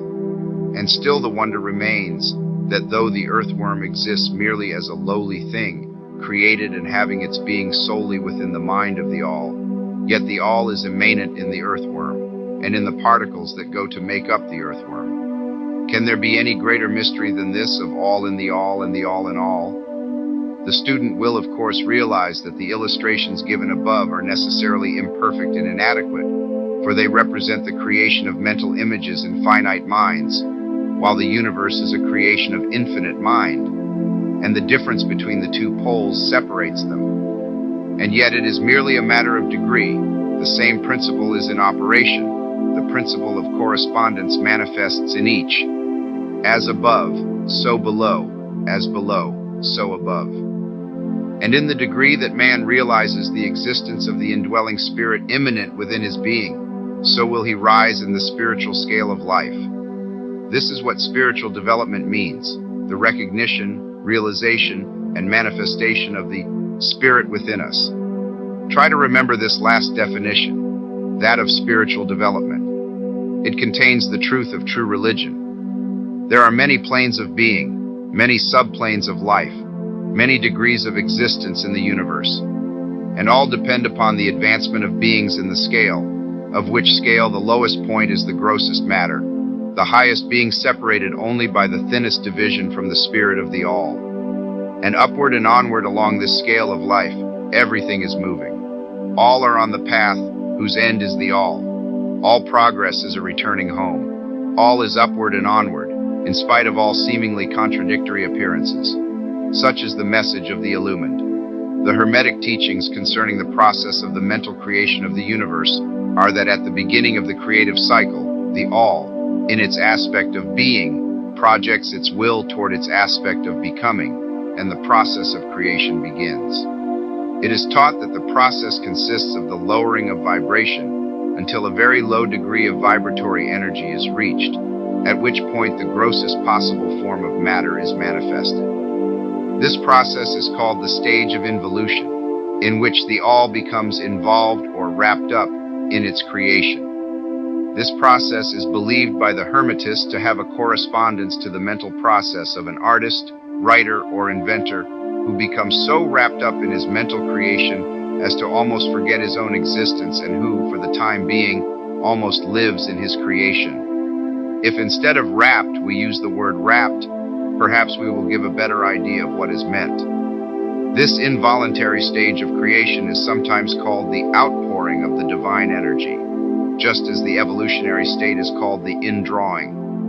The extreme pole of the creative process is considered to be the furthest removed from the all, while the beginning of the evolutionary stage is regarded as the beginning of the return swing of the pendulum of rhythm, a coming home idea being held in all of the Hermetic teachings.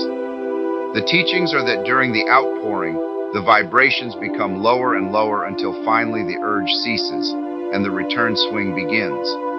But there is this difference, that while in the outpouring, the creative forces manifest compactly and as a whole, yet from the beginning of the evolutionary or indrawing stage, there is manifested the law of individualization, that is, the tendency to separate into units of force, so that finally that which left the all as unindividualized energy returns to its source as countless highly developed units of life, having risen higher and higher in the scale by means of physical, mental, and spiritual evolution. The ancient Hermetists used the word meditation in describing the process of the mental creation of the universe in the mind of the all, the word contemplation also being frequently employed. But the idea intended seems to be that of the employment of the divine attention. Attention is a word derived from the Latin root, meaning to reach out, to stretch out. And so the act of attention is really a mental reaching out, extension of mental energy, so that the underlying idea is readily understood when we examine into the real meaning of attention, The Hermetic teachings regarding the process of evolution are that the All, having meditated upon the beginning of the creation, having thus established the material foundations of the universe, having thought it into existence, then gradually awakens or rouses from its meditation, and in so doing starts into manifestation the process of evolution, on the material, mental, and spiritual planes, successively and in order.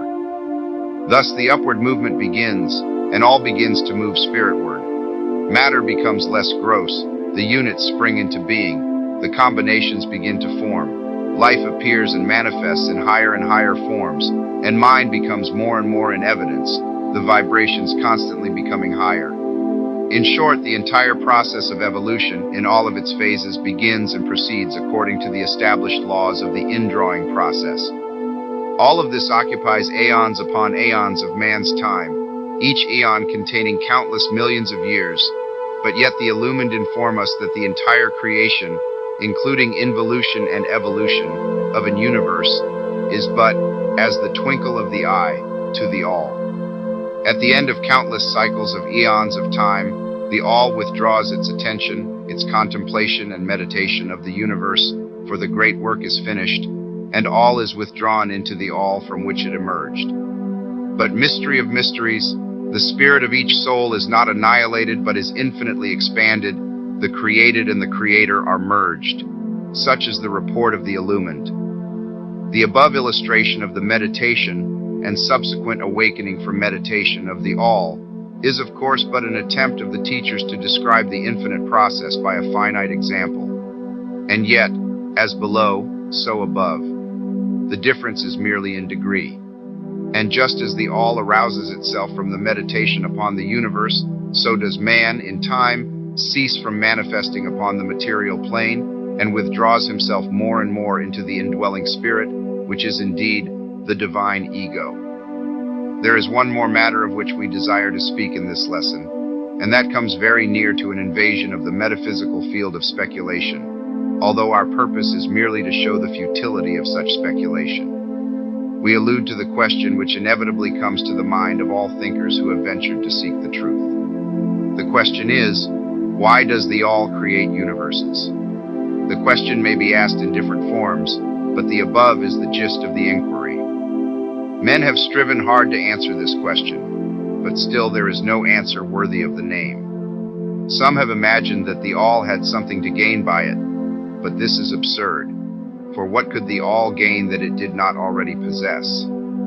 Others have sought the answer in the idea that the All wished something to love, and others that it created for pleasure or amusement, or because it was lonely, or to manifest its power. All puerile explanations and ideas belonging to the childish period of thought. Others have sought to explain the mystery by assuming that the All found itself compelled to create by reason of its own internal nature, its creative instinct. This idea is in advance of the others, but its weak point lies in the idea of the All being compelled by anything, internal or external. If its internal nature or creative instinct compelled it to do anything, then the internal nature or creative instinct would be the absolute instead of the All, and so accordingly that part of the proposition falls. And yet, the All does create and manifest, and seems to find some kind of satisfaction in so doing.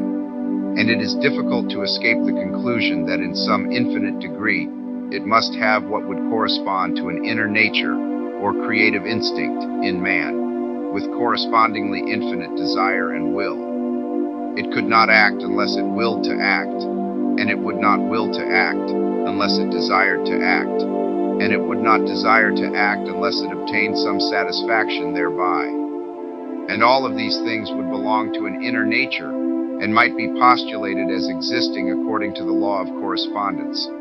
But still, we prefer to think of the All as acting entirely free from any influence, internal as well as external. That is the problem which lies at the root of difficulty, and the difficulty that lies at the root of the problem. Strictly speaking, there cannot be said to be any reason whatsoever for the All to act, for a reason implies a cause, and the All is above cause and effect, except when it wills to become a cause, at which time the principle is set into motion. So you see, the matter is unthinkable just as the all is unknowable. Just as we say the all merely is, so we are compelled to say that the all acts because it acts.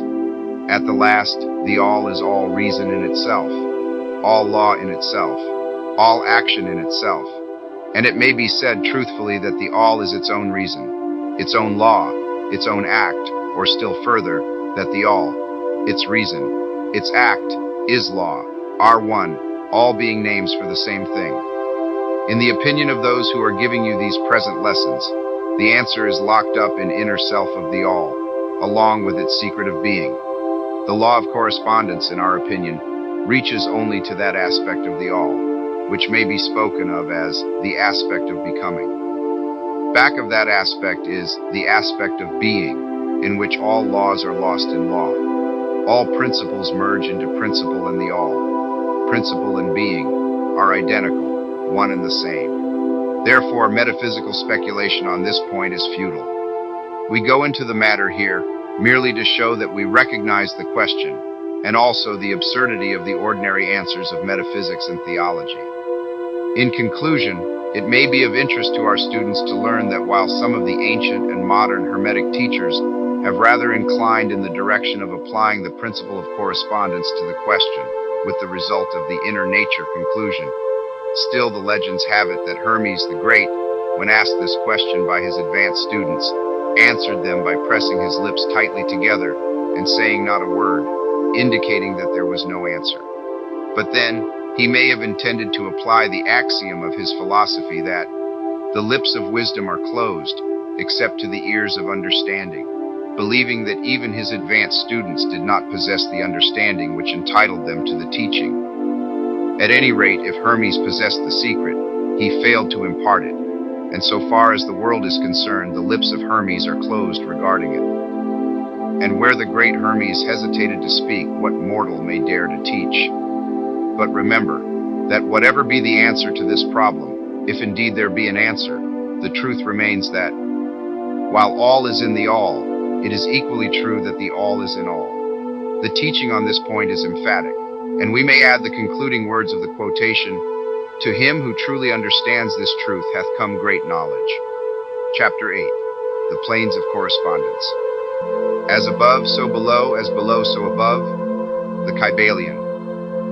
The great second Hermetic principle embodies the truth that there is a harmony, agreement, and correspondence between the several planes of manifestation, life, and being. This truth is a truth because all that is included in the universe emanates from the same source, and the same laws, principles, and characteristics apply to each unit or combination of units of activity, as each manifests its own phenomena upon its own plane. For the purpose of convenience of thought and study, the Hermetic philosophy considers that the universe may be divided into three great classes of phenomena, known as the three great planes, namely, I, the great physical plane, the second great mental plane, the third great spiritual plane. These divisions are more or less artificial and arbitrary, for the truth is that all of the three divisions are but ascending degrees of the great scale of life, the lowest point of which is undifferentiated matter, and the highest point that of spirit. And moreover, the different planes shade into each other, so that no hard and fast division may be made between the higher phenomena of the physical and the lower of the mental, or between the higher of the mental and the lower of the physical.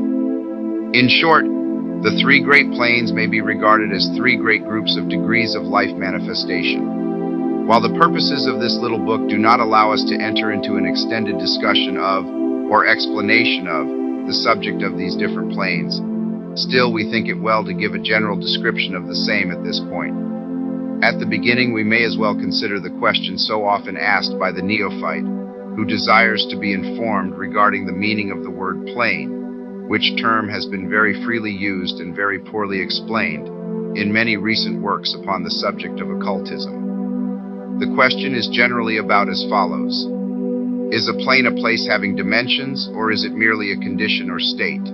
We answer, no, not a place nor ordinary dimension of space, and yet more than a state or condition. It may be considered as a state or condition, and yet the state or condition is a degree of dimension. in a scale subject to measurement. Somewhat paradoxical, is it not? But let us examine the matter. A dimension, is a measure in a straight line relating to measure, etc. The ordinary dimensions of space are length, breadth, and height, or perhaps length, breadth, height, thickness, or circumference. But there is another dimension of created things, or measure in a straight line, known to occultists and to scientists as well, although the latter have not as yet applied the term dimension to it. And this new dimension, which, by the way, is the much speculated about fourth dimension, is the standard used in determining the degrees or planes. This fourth dimension may be called the dimension of vibration. It is a fact well known to modern science as well as to the Hermetists who have embodied the truth in their third Hermetic principle, that everything is in motion, everything vibrates, nothing is at rest. From the highest manifestation to the lowest, everything and all things vibrate. Not only do they vibrate at different rates of motion, but as in different directions and in a different manner. The degrees of the rate of vibrations constitute the degrees of measurement on the scale of vibrations, in other words, the degrees of the fourth dimension. And these degrees form what occultists call planes. The higher the degree of rate of vibration, the higher the plane, and the higher the manifestation of life occupying that plane. So that while a plane is not a place, nor yet a state or condition, yet it possesses qualities common to both. We shall have more to say regarding the subject of the scale of vibrations in our next lessons, in which we shall consider the Hermetic principle of vibration. You will kindly remember, however, that the three great planes are not actual divisions of the phenomena of the universe, but merely arbitrary terms used by the Hermetists in order to aid in the thought and study of the various degrees and forms of universal activity and life. The atom of matter, the unit of force, the mind of man, and the being of the archangel are all but degrees in one scale, and all fundamentally the same. The difference between solely a matter of degree and rate of vibration, all are creations of the all, and have their existence solely within the infinite mind of the all. The Hermetists subdivide each of the three great planes into 7 minor planes, and each of these latter are also subdivided into 7 subplanes, all divisions being more or less arbitrary, shading into each other, and adopted merely for convenience of scientific study and thought. The great physical plane and its 7 minor planes is that division of the phenomena of the universe which includes all that relates to physics, or material things, forces, and manifestations. It includes all forms of that which we call matter, and all forms of that which we call energy or force. But you must remember that the Hermetic philosophy does not recognize matter as a thing in itself, or as having a separate existence even in the mind of the all. The teachings are that matter is but a form of energy, that is, energy at a low rate of vibrations of a certain kind. And accordingly, the Hermetists classify matter under the head of energy, and give to it 3 of the 7 minor planes of the great physical plane. These 7 minor physical planes are as follows. I, the plane of matter, A. Second, the plane of matter, B. Third, the plane of matter, C. The fourth plane of ethereal substance, V. The plane of energy, A. Sixth, the plane of energy, B. Seventh, the plane of energy, C. The plane of matter, A, comprises the forms of matter in its form of solids, liquids, and gases, as generally recognized by the textbooks on physics. The plane of matter, B, comprises certain higher and more subtle forms of matter of the existence of which modern science is but now recognizing, the phenomena of radiant matter, in its phases of radium, etc., belonging to the lower subdivision of this minor plane. The plane of matter, C, comprises forms of the most subtle and tenuous matter, the existence of which is not suspected by ordinary scientists. The plane of ethereal substance comprises that which science speaks of as the ether, a substance of extreme tenuity and elasticity, pervading all universal space, and acting as a medium for the transmission of waves of energy such as light, heat, electricity, etc. This ethereal substance forms a connecting link between matter, so-called, and energy, and partakes of the nature of each. The Hermetic teachings, however, instruct that this plane has 7 subdivisions, as have all of the minor planes, and that in fact there are 7 ethers instead of but 1. Next, above the plane of ethereal substance comes the plane of energy, A, which comprises the ordinary forms of energy known to science, its 7 subplanes being respectively heat, light, magnetism, electricity, and attraction, including gravitation, cohesion, chemical affinity, etc., and several other forms of energy indicated by scientific experiments but not as yet named or classified. The plane of energy, B, comprises 7 subplanes of higher forms of energy not as yet discovered by science, but which have been called nature's finer forces, and which are called into operation in manifestations of certain forms of mental phenomena, and by which such phenomena becomes possible. The plane of energy, C, comprises 7 subplanes of energy so highly organized that it bears many of the characteristics of life, but which is not recognized by the minds of men on the ordinary plane of development, being available for the use on beings of the spiritual plane alone. Such energy is unthinkable to ordinary man, and may be considered almost as the divine power. The beings employing the same are as gods compared even to the highest human types known to us. The great mental plane comprises those forms of living things known to us in ordinary life, as well as certain other forms not so well known except to the occultist. The classification of the 7 minor mental planes is more or less satisfactory and arbitrary, unless accompanied by elaborate explanations which are foreign to the purpose of this particular work. But we may as well mention them. They are as follows.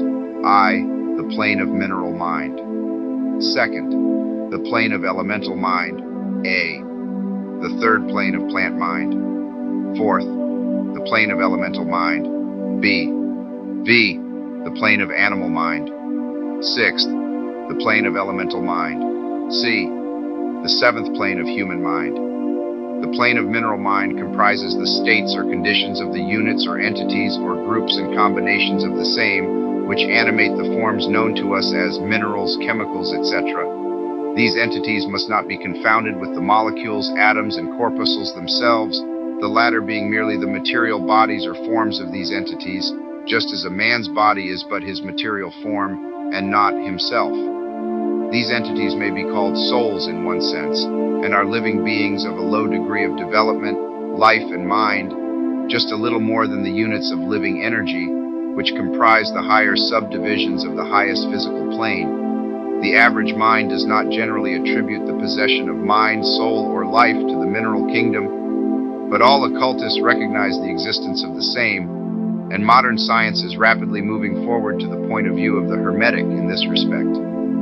The molecules, atoms, and corpuscles have their loves and hates, likes and dislikes, attractions and repulsions, affinities and non-affinities, etc., and some of the more daring of modern scientific minds have expressed the opinion that the desire and will, emotions and feelings of the atoms differ only in degree from those of men. We have no time or space to argue this matter here. All occultists know it to be a fact, and others are referred to some of the more recent scientific works for outside corroboration. There are the usual 7 subdivisions to this plane. The plane of elemental mind, A, comprises the state or condition and degree of mental and vital development of a class of entities unknown to the average man, but recognized to occultists. They are invisible to the ordinary senses of man, but nevertheless exist and play their part of the drama of the universe. Their degree of intelligence is between that of the mineral and chemical entities on the one hand, and of the entities of the plant kingdom on the other. There are 7 subdivisions to this plane also. The plane of plant mind, in its 7 subdivisions, comprises the states or conditions of the entities comprising the kingdoms of the plant world, the vital and mental phenomena of which is fairly well understood by the average intelligent person. Many new and interesting scientific works regarding mind and life in plants having been published during the last decade. Plants have life, mind, and souls, as well as have the animals, man, and Superman. The plane of elemental mind, B, in its 7 subdivisions, comprises the states and conditions of a higher form of elemental or unseen entities, playing their part in the general work of the universe, the mind and life of which form a part of the scale between the plane of plant mind and the plane of animal mind, the entities partaking of the nature of both. The plane of animal mind in its 7 subdivisions comprises the states and conditions of the entities, beings or souls, animating the animal forms of life, familiar to us all.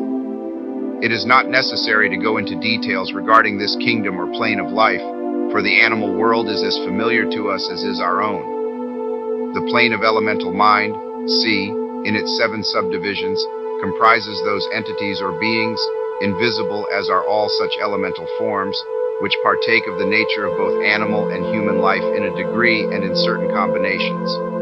The highest forms are semi-human in intelligence. The plane of human mind, in its 7 subdivisions, comprises those manifestations of life and mentality which are common to man in his various grades, degrees, and divisions. In this connection, we wish to point out the fact that the average man of today occupies but the 4th subdivision of the plane of human mind, and only the most intelligent have crossed the borders of the 5th subdivision. It has taken the race millions of years to reach this stage, and it will take many more years for the race to move on to the 6th and 7th subdivisions and beyond. But remember that there have been races before us which have passed through these degrees and then on to higher planes. Our own race is the 5th, with stragglers from the 4th, which has set foot upon the path.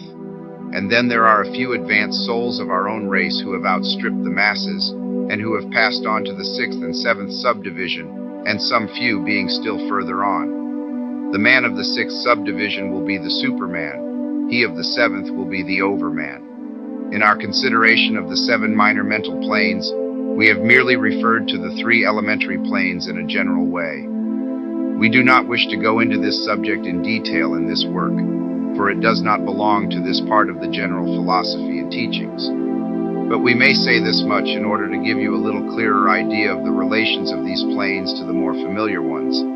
The elementary planes bear the same relation to the planes of mineral, plant, animal, and human mentality and life that the black keys on the piano do to the white keys. The white keys are sufficient to produce music, but there are certain scales, melodies, and harmonies in which the black keys play their part, and in which their presence is necessary.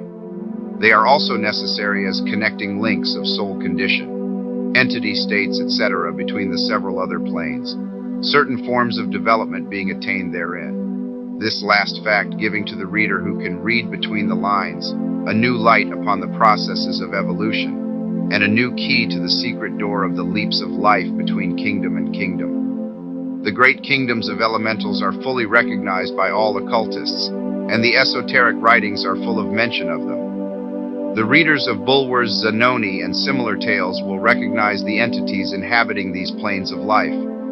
Passing on from the great mental plane to the great spiritual plane, what shall we say? How can we explain these higher states of being, life, and mind to minds as yet unable to grasp and understand the higher subdivisions of the plane of human mind? The task is impossible. We can speak only in the most general terms. How may light be described to a man born blind? How sugar to a man who has never tasted anything sweet? How harmony to one born deaf?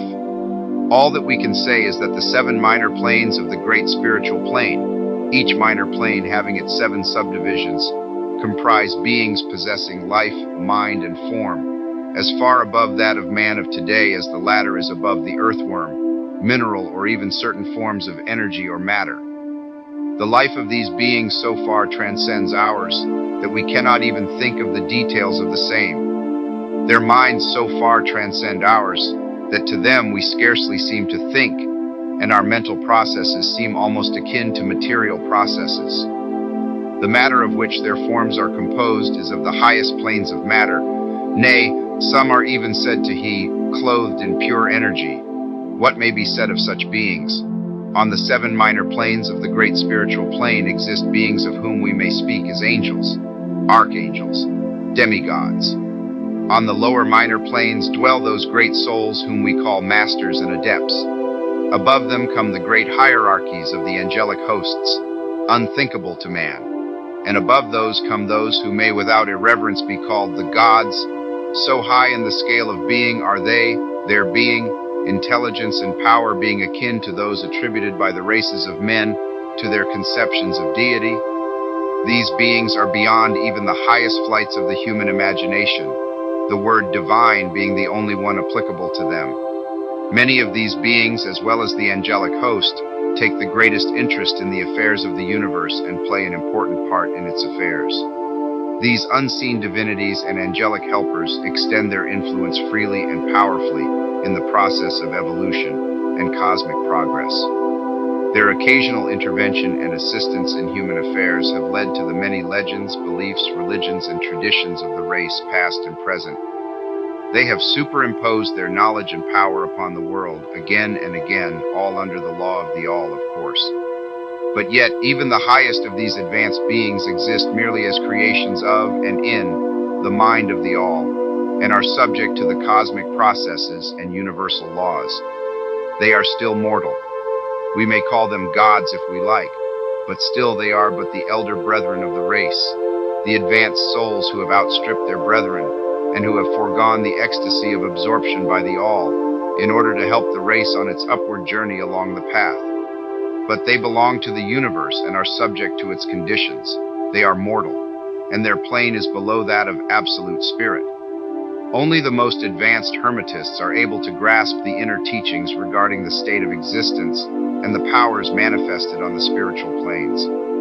The phenomena is so much higher than that of the mental planes that a confusion of ideas would surely result from an attempt to describe the same. Only those whose minds have been carefully trained along the lines of the Hermetic philosophy for years, yes, those who have brought with them from other incarnations the knowledge acquired previously, can comprehend just what is meant by the teaching regarding these spiritual planes. And much of these inner teachings is held by the Hermetists as being too sacred, important, and even dangerous for general public dissemination.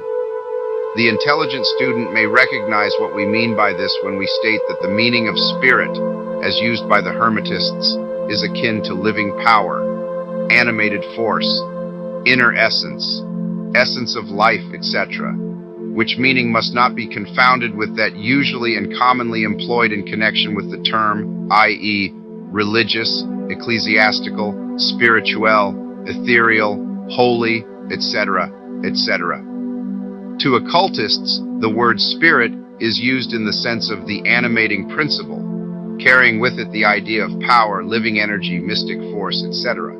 And occultists know that that which is known to them as spiritual power may be employed for evil as well as good ends, in accordance with the principle of polarity, a fact which has been recognized by the majority of religions in their conceptions of Satan, Beelzebub, the devil, Lucifer, fallen angels, etc. And so the knowledge regarding these planes has been kept in the Holy of Holies in all esoteric fraternities and occult orders, in the secret chamber of the temple. But this may be said here that those who have attained high spiritual powers and have misused them have a terrible fate in store for them, and the swing of the pendulum of rhythm will inevitably swing them back to the furthest extreme of material existence, from which point they must retrace their steps spiritward along the weary rounds of the path, but always with the added torture of having always with them a lingering memory of the heights from which they fell owing to their evil actions.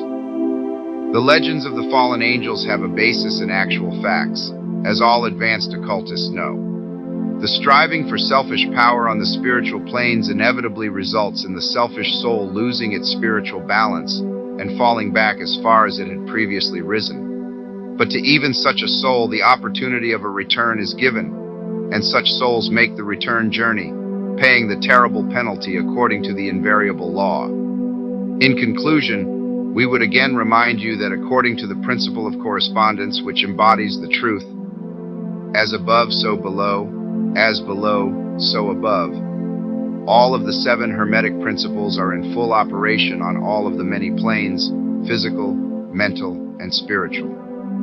The principle of mental substance, of course, applies to all the planes, for all are held in the mind of the all. The principle of correspondence manifests in all, for there is a correspondence, harmony, and agreement between the several planes. The principle of vibration manifests on all planes. In fact, the very differences that go to make the planes arise from vibration, as we have explained. The principle of polarity manifests on each plane, the extremes of the poles being apparently opposite and contradictory. The principle of rhythm manifests on each plane, the movement of the phenomena having its ebb and flow, rise and flow, incoming and outgoing. The principle of cause and effect manifests on each plane, every effect having its cause and every cause having its effect. The principle of gender manifests on each plane, the creative energy being always manifest, and operating along the lines of its masculine and feminine aspects. As above, so below, as below, so above. This centuries-old Hermetic axiom embodies one of the great principles of universal phenomena. As we proceed with our consideration of the remaining principles, we will see even more clearly the truth of the universal nature of this great principle of correspondence. Chapter 9. Vibration. Nothing rests, everything moves, everything vibrates. The Kybalion.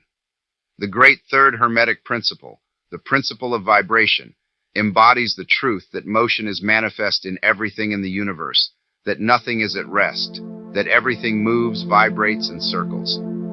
This Hermetic principle was recognized by some of the early Greek philosophers who embodied it in their systems. But then, for centuries, it was lost sight of by the thinkers outside of the Hermetic ranks.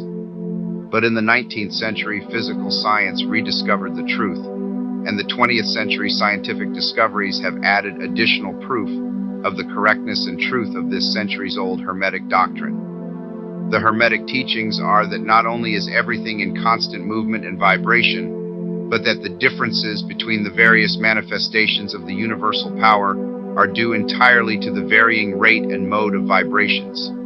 Not only this, but that even the all in itself manifests a constant vibration of such an infinite degree of intensity and rapid motion that it may be practically considered as at rest.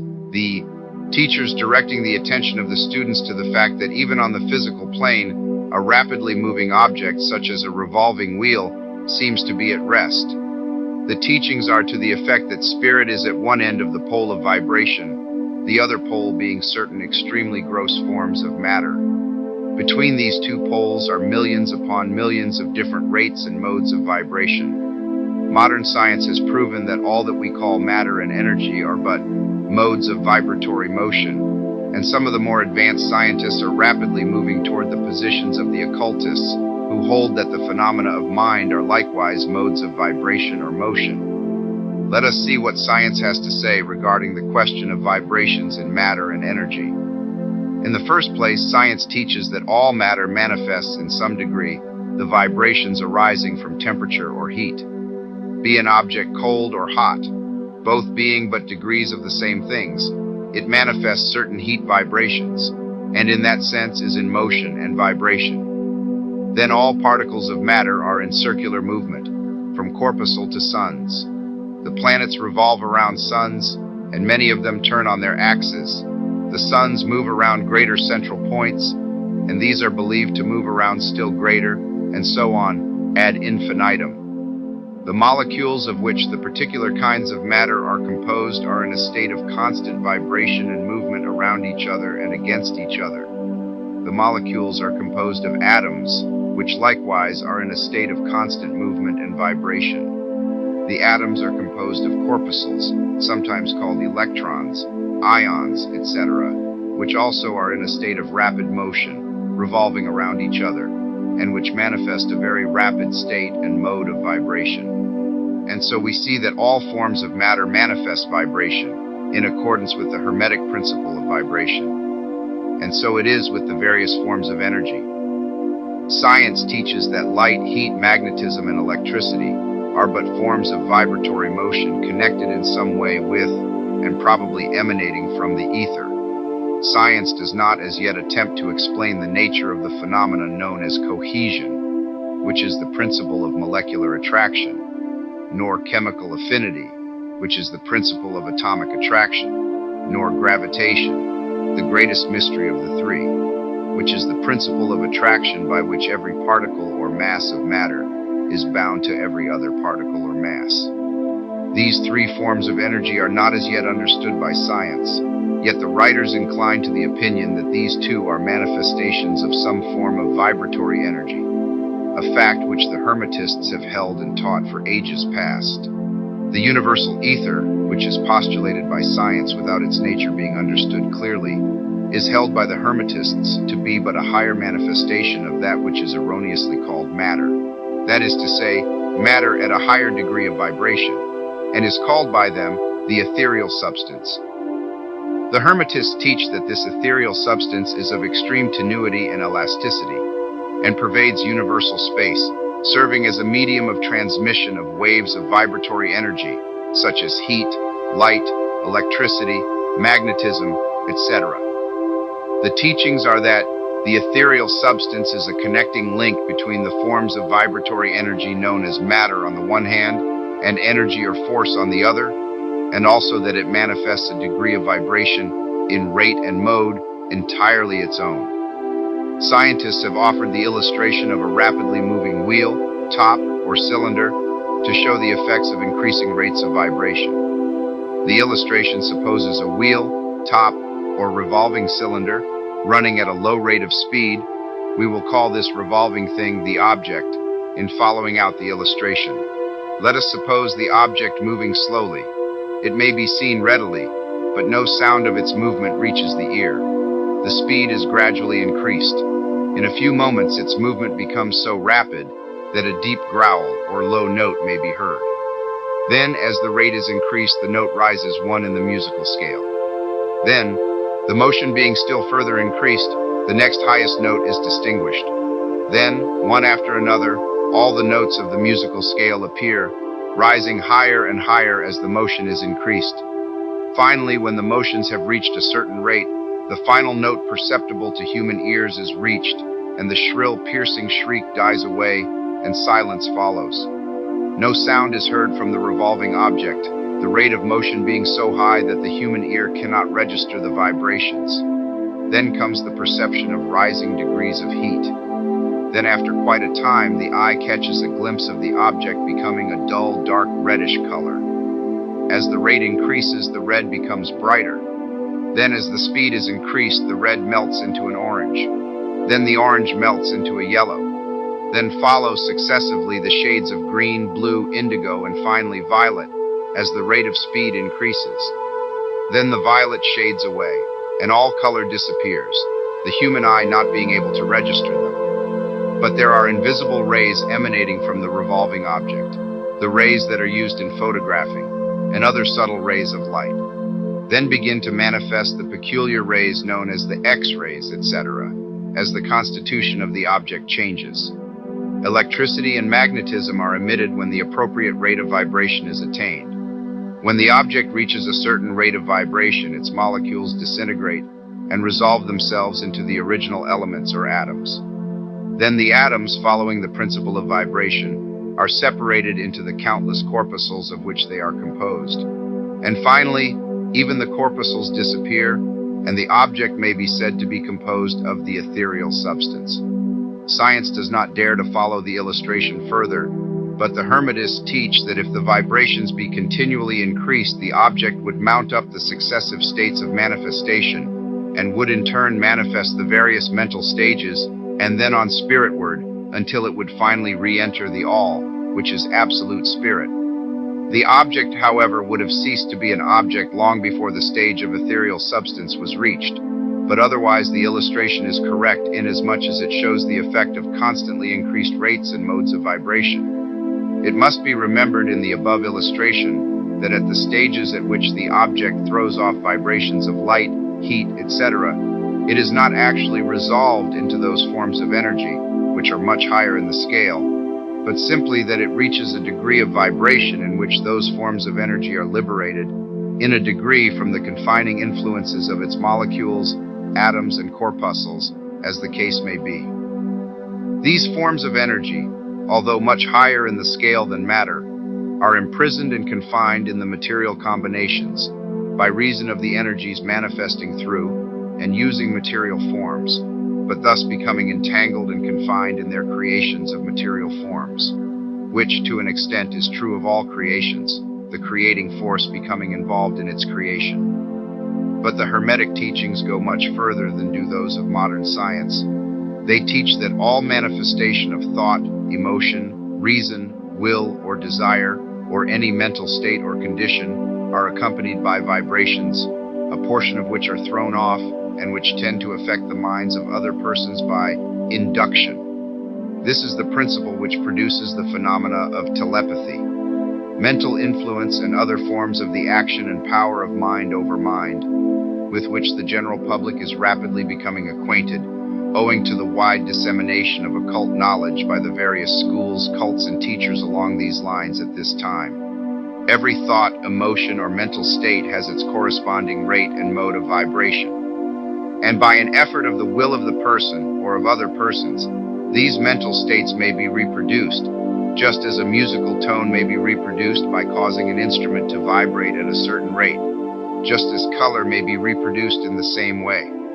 By a knowledge of the principle of vibration, as applied to mental phenomena, one may polarize his mind at any degree he wishes, thus gaining a perfect control over his mental states, moods, etc. In the same way, he may affect the minds of others, producing the desired mental states in them. In short, he may be able to produce on the mental plane that which science produces on the physical plane, namely, vibrations at will.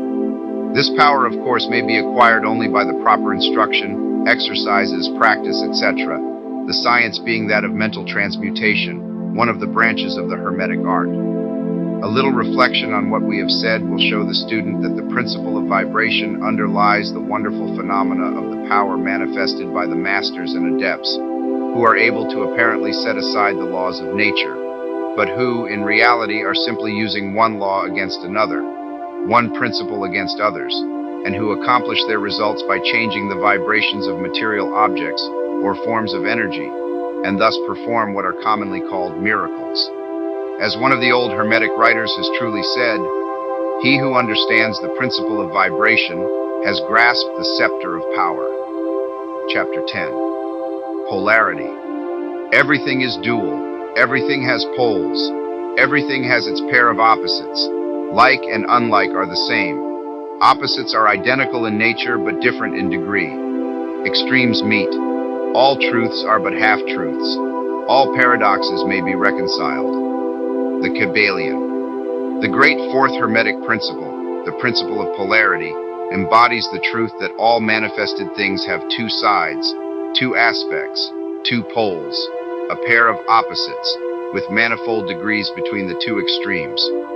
The old paradoxes, which have ever perplexed the mind of men, are explained by an understanding of this principle. Man has always recognized something akin to this principle, and has endeavored to express it by such sayings, maxims, and aphorisms as the following: everything is and isn't at the same time. All truths are but half-truths. Every truth is half false. There are two sides to everything. There is a reverse side to every shield, etc., etc. The Hermetic teachings are to the effect that the difference between things seemingly diametrically opposed to each other is merely a matter of degree. It teaches that the pairs of opposites may be reconciled, and that thesis and antithesis are identical in nature but different in degree, and that the universal reconciliation of opposites is effected by a recognition of this principle of polarity.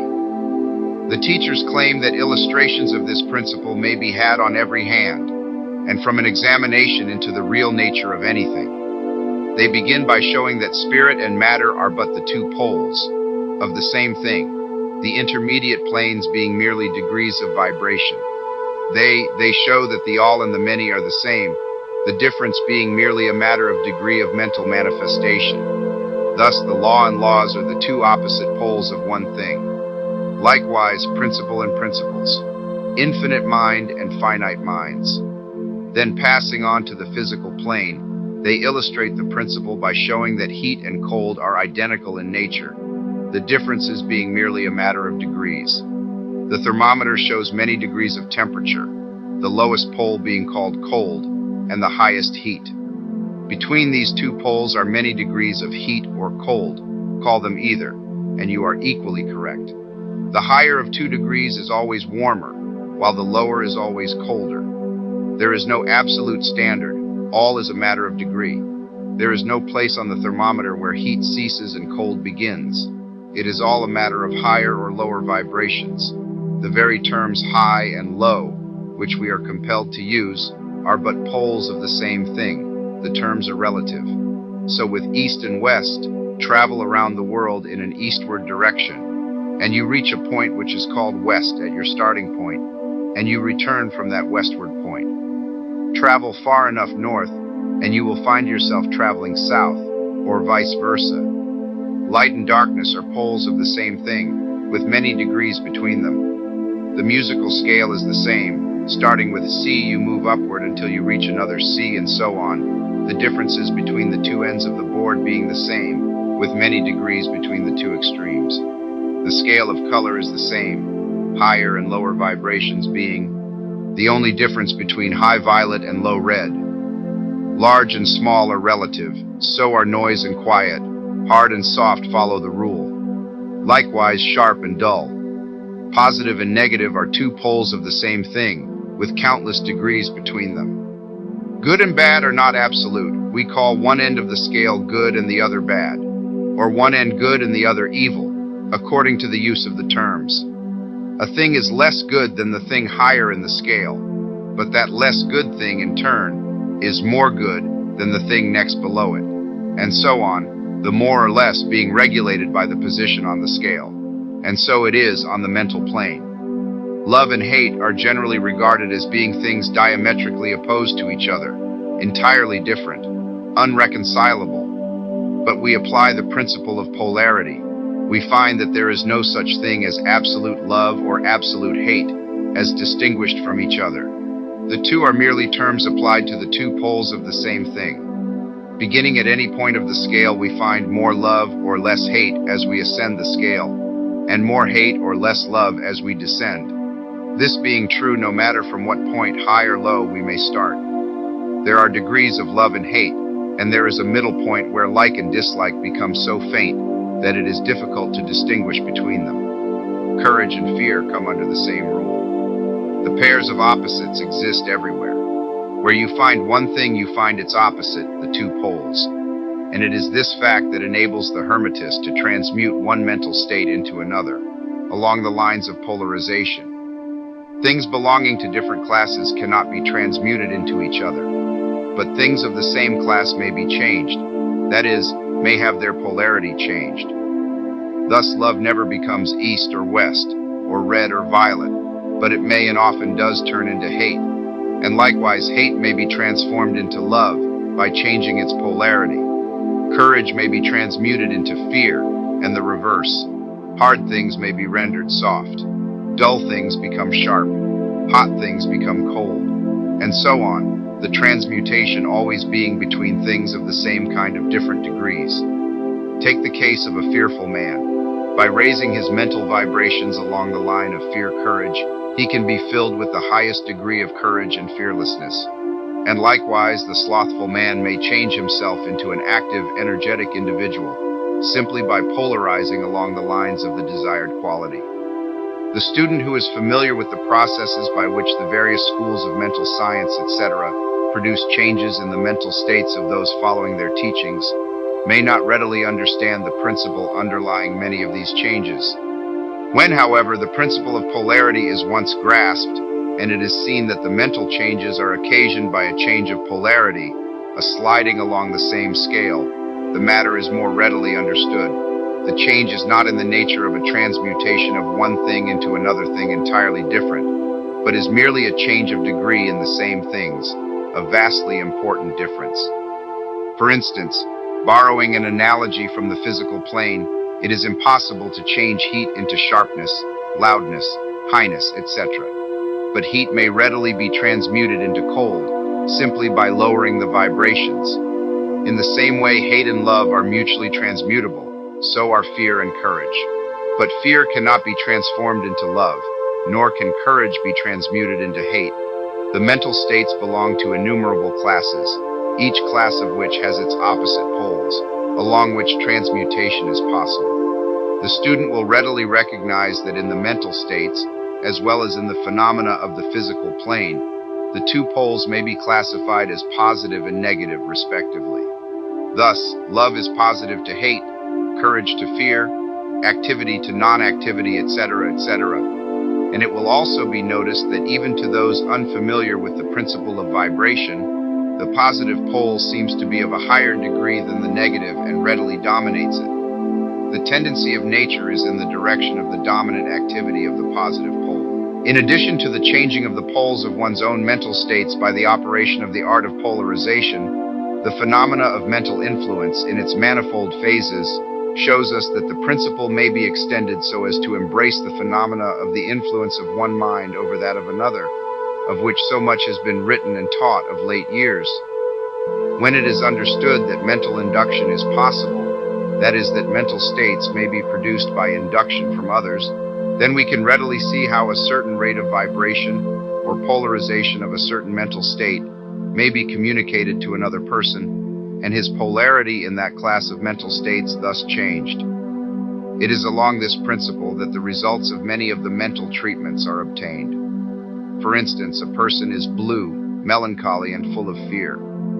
A mental scientist bringing his own mind up to the desired vibration by his trained will, and thus obtaining the desired polarization in his own case, then produces a similar mental state in the other by induction. The result being that the vibrations are raised and the person polarizes toward the positive end of the scale instead toward the negative, and his fear and other negative emotions are transmuted to courage and similar positive mental states. A little study will show you that these mental changes are nearly all along the line of polarization, the change being one of degree rather than of kind. A knowledge of the existence of this great Hermetic principle will enable the student to better understand his own mental states and those of other people. He will see that these states are all matters of degree, and seeing thus, he will be able to raise or lower the vibration at will, to change his mental poles, and thus be master of his mental states, instead of being their servant and slave. And by his knowledge he will be able to aid his fellows intelligently, and by the appropriate methods change the polarity when the same is desirable. We advise all students to familiarize themselves with this principle of polarity, for a correct understanding of the same will throw light on many difficult subjects. Chapter 11. Rhythm. Everything flows out and in. Everything has its tides. All things rise and fall. The pendulum swing manifests in everything. The measure of the swing to the right is the measure of the swing to the left. Rhythm compensates. The Kybalion. The great fifth Hermetic principle, the principle of rhythm, embodies the truth that in everything there is manifested a measured motion, a to and from movement, a flow and inflow, a swing forward and backward, a pendulum-like movement, a tide-like ebb and flow, a high tide and a low tide, between the two poles manifest on the physical, mental, or spiritual planes. The principle of rhythm is closely connected with the principle of polarity described in the preceding chapter. Rhythm manifests between the two poles established by the principle of polarity. This does not mean, however, that the pendulum of rhythm swings to the extreme poles, for this rarely happens. In fact, it is difficult to establish the extreme polar opposites in the majority of cases. But the swing is ever toward first one pole and then the other. There is always an action and reaction, an advance and a retreat, a rising and a sinking, manifested in all of the airs and phenomena of the universe. Suns, worlds, men, animals, plants, minerals, forces, energy, mind, and matter, yes, even spirit manifests this principle. The principle manifests in the creation and destruction of worlds, in the rise and fall of nations, in the life history of all things, and finally in the mental states of man. Beginning with the manifestations of spirit, of the all, it will be noticed that there is ever the outpouring and the indrawing, the outbreathing and inbreathing of Brahm, as the Brahmins word it. Universes are created, reach their extreme low point of materiality, and then begin their upward swing. Suns spring into being, and then their height of power being reached, the process of retrogression begins, and after aeons they become dead masses of matter, awaiting another impulse which starts again their inner energies into activity, and a new solar life cycle is begun. And thus it is with all the worlds. They are born, grow, and die, only to be reborn. and thus it is with all the things of shape and form. They swing from action to reaction, from birth to death, from activity to inactivity, and then back again. Thus it is with all living things. They are born, grow, and die, and then are reborn. So it is with all great movements, philosophies, creeds, fashions, governments, nations, and all else. Birth, growth, maturity, decadence, death, and then new birth. The swing of the pendulum is ever in evidence. Night follows day, and day night. The pendulum swings from summer to winter and then back again. The corpuscles, atoms, molecules, and all masses of matter swing around the circle of their nature. There is no such thing as absolute rest or cessation from movement, and all movement partakes of rhythm. The principle is of universal application. It may be applied to any question or phenomena of any of the many planes of life. It may be applied to all phases of human activity. There is always the rhythmic swing from one pole to the other. The universal pendulum is ever in motion. The tides of life flow in and out according to law. The principle of rhythm is well understood by modern science and is considered a universal law as applied to material things. But the Hermetists carry the principle much further and know that its manifestations and influence extend to the mental activities of man, and that it accounts for the bewildering succession of moods, feelings, and other annoying and perplexing changes that we notice in ourselves.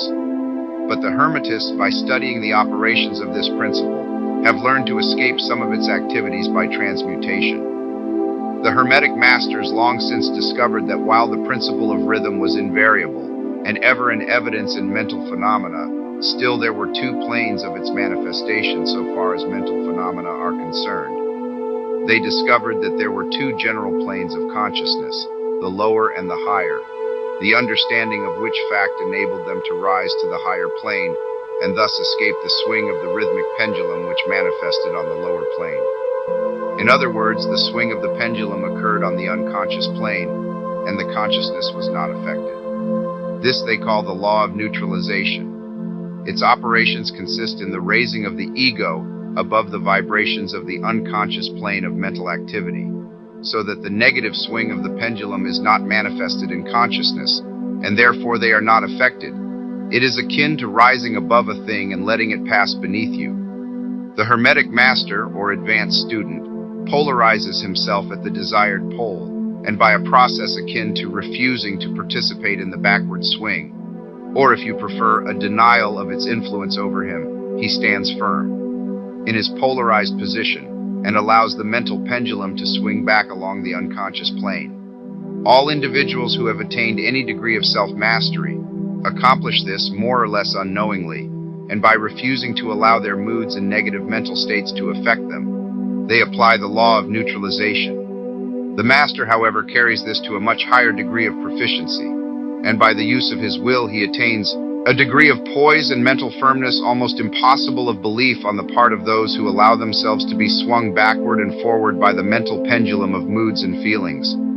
The importance of this will be appreciated by any thinking person who realizes what creatures of moods, feelings, and emotion the majority of people are, and how little mastery of themselves they manifest.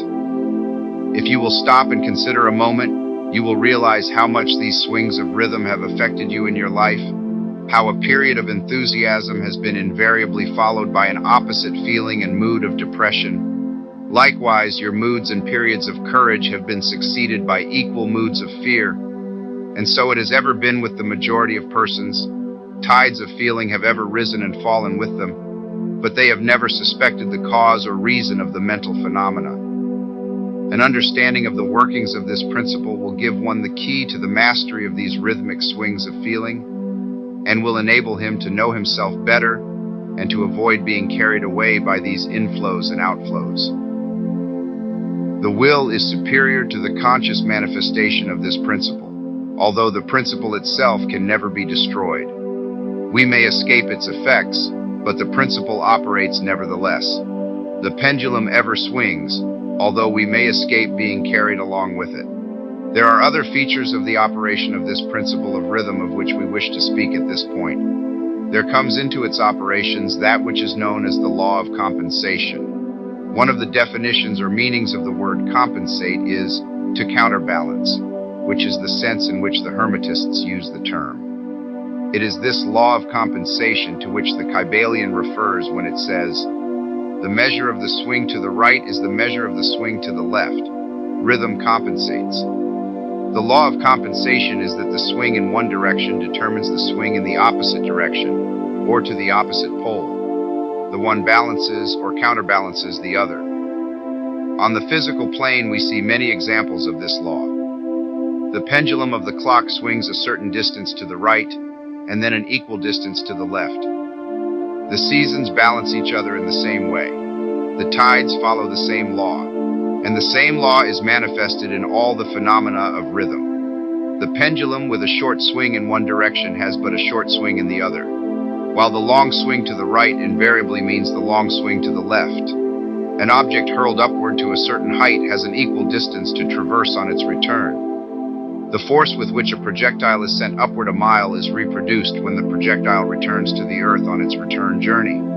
This law is constant on the physical plane, as reference to the standard authorities will show you. But the Hermetists carry it still further. They teach that a man's mental states are subject to the same law. The man who enjoys keenly is subject to keen suffering, while he who feels but little pain is capable of feeling but little joy. The pig suffers but little mentally and enjoys but little. He is compensated. And on the other hand, there are other animals who enjoy keenly, but whose nervous organism and temperament cause them to suffer exquisite degrees of pain. And so it is with man. There are temperaments which permit of but low degrees of enjoyment and equally low degrees of suffering, while there are others which permit the most intense enjoyment, but also the most intense suffering. The rule is that the capacity for pain and pleasure in each individual are balanced. The law of compensation is in full operation here. But the Hermetists go still further in this matter. They teach that before one is able to enjoy a certain degree of pleasure, he must have swung as far proportionately toward the other pole of feeling. They hold, however, that the negative is precedent to the positive in this matter. That is to say that in experiencing a certain degree of pleasure, it does not follow that he will have to pay up for it with a corresponding degree of pain. On the contrary, the pleasure is the rhythmic swing, according to the law of compensation, for a degree of pain previously experienced either in the present life or in a previous incarnation. This throws a new light on the problem of pain. The Hermetists regard the chain of lives as continuous and as forming a part of one life of the individual, so that in consequence the rhythmic swing is understood in this way, while it would be without meaning unless the truth of reincarnation is admitted. But the Hermetists claim that the master or advanced student is able, to a great degree, to escape the swing toward pain by the process of neutralization before mentioned. By rising onto the higher plane of the ego, much of the experience that comes to those dwelling on the lower plane is avoided and escaped. The law of compensation plays an important part in the lives of men and women. It will be noticed that one generally pays the price of anything he possesses or lacks. If he has one thing, he lacks another. The balance is struck. No one can keep his penny and have the bit of cake at the same time. Everything has its pleasant and unpleasant sides. The things that one gains are always paid for by the things that one loses.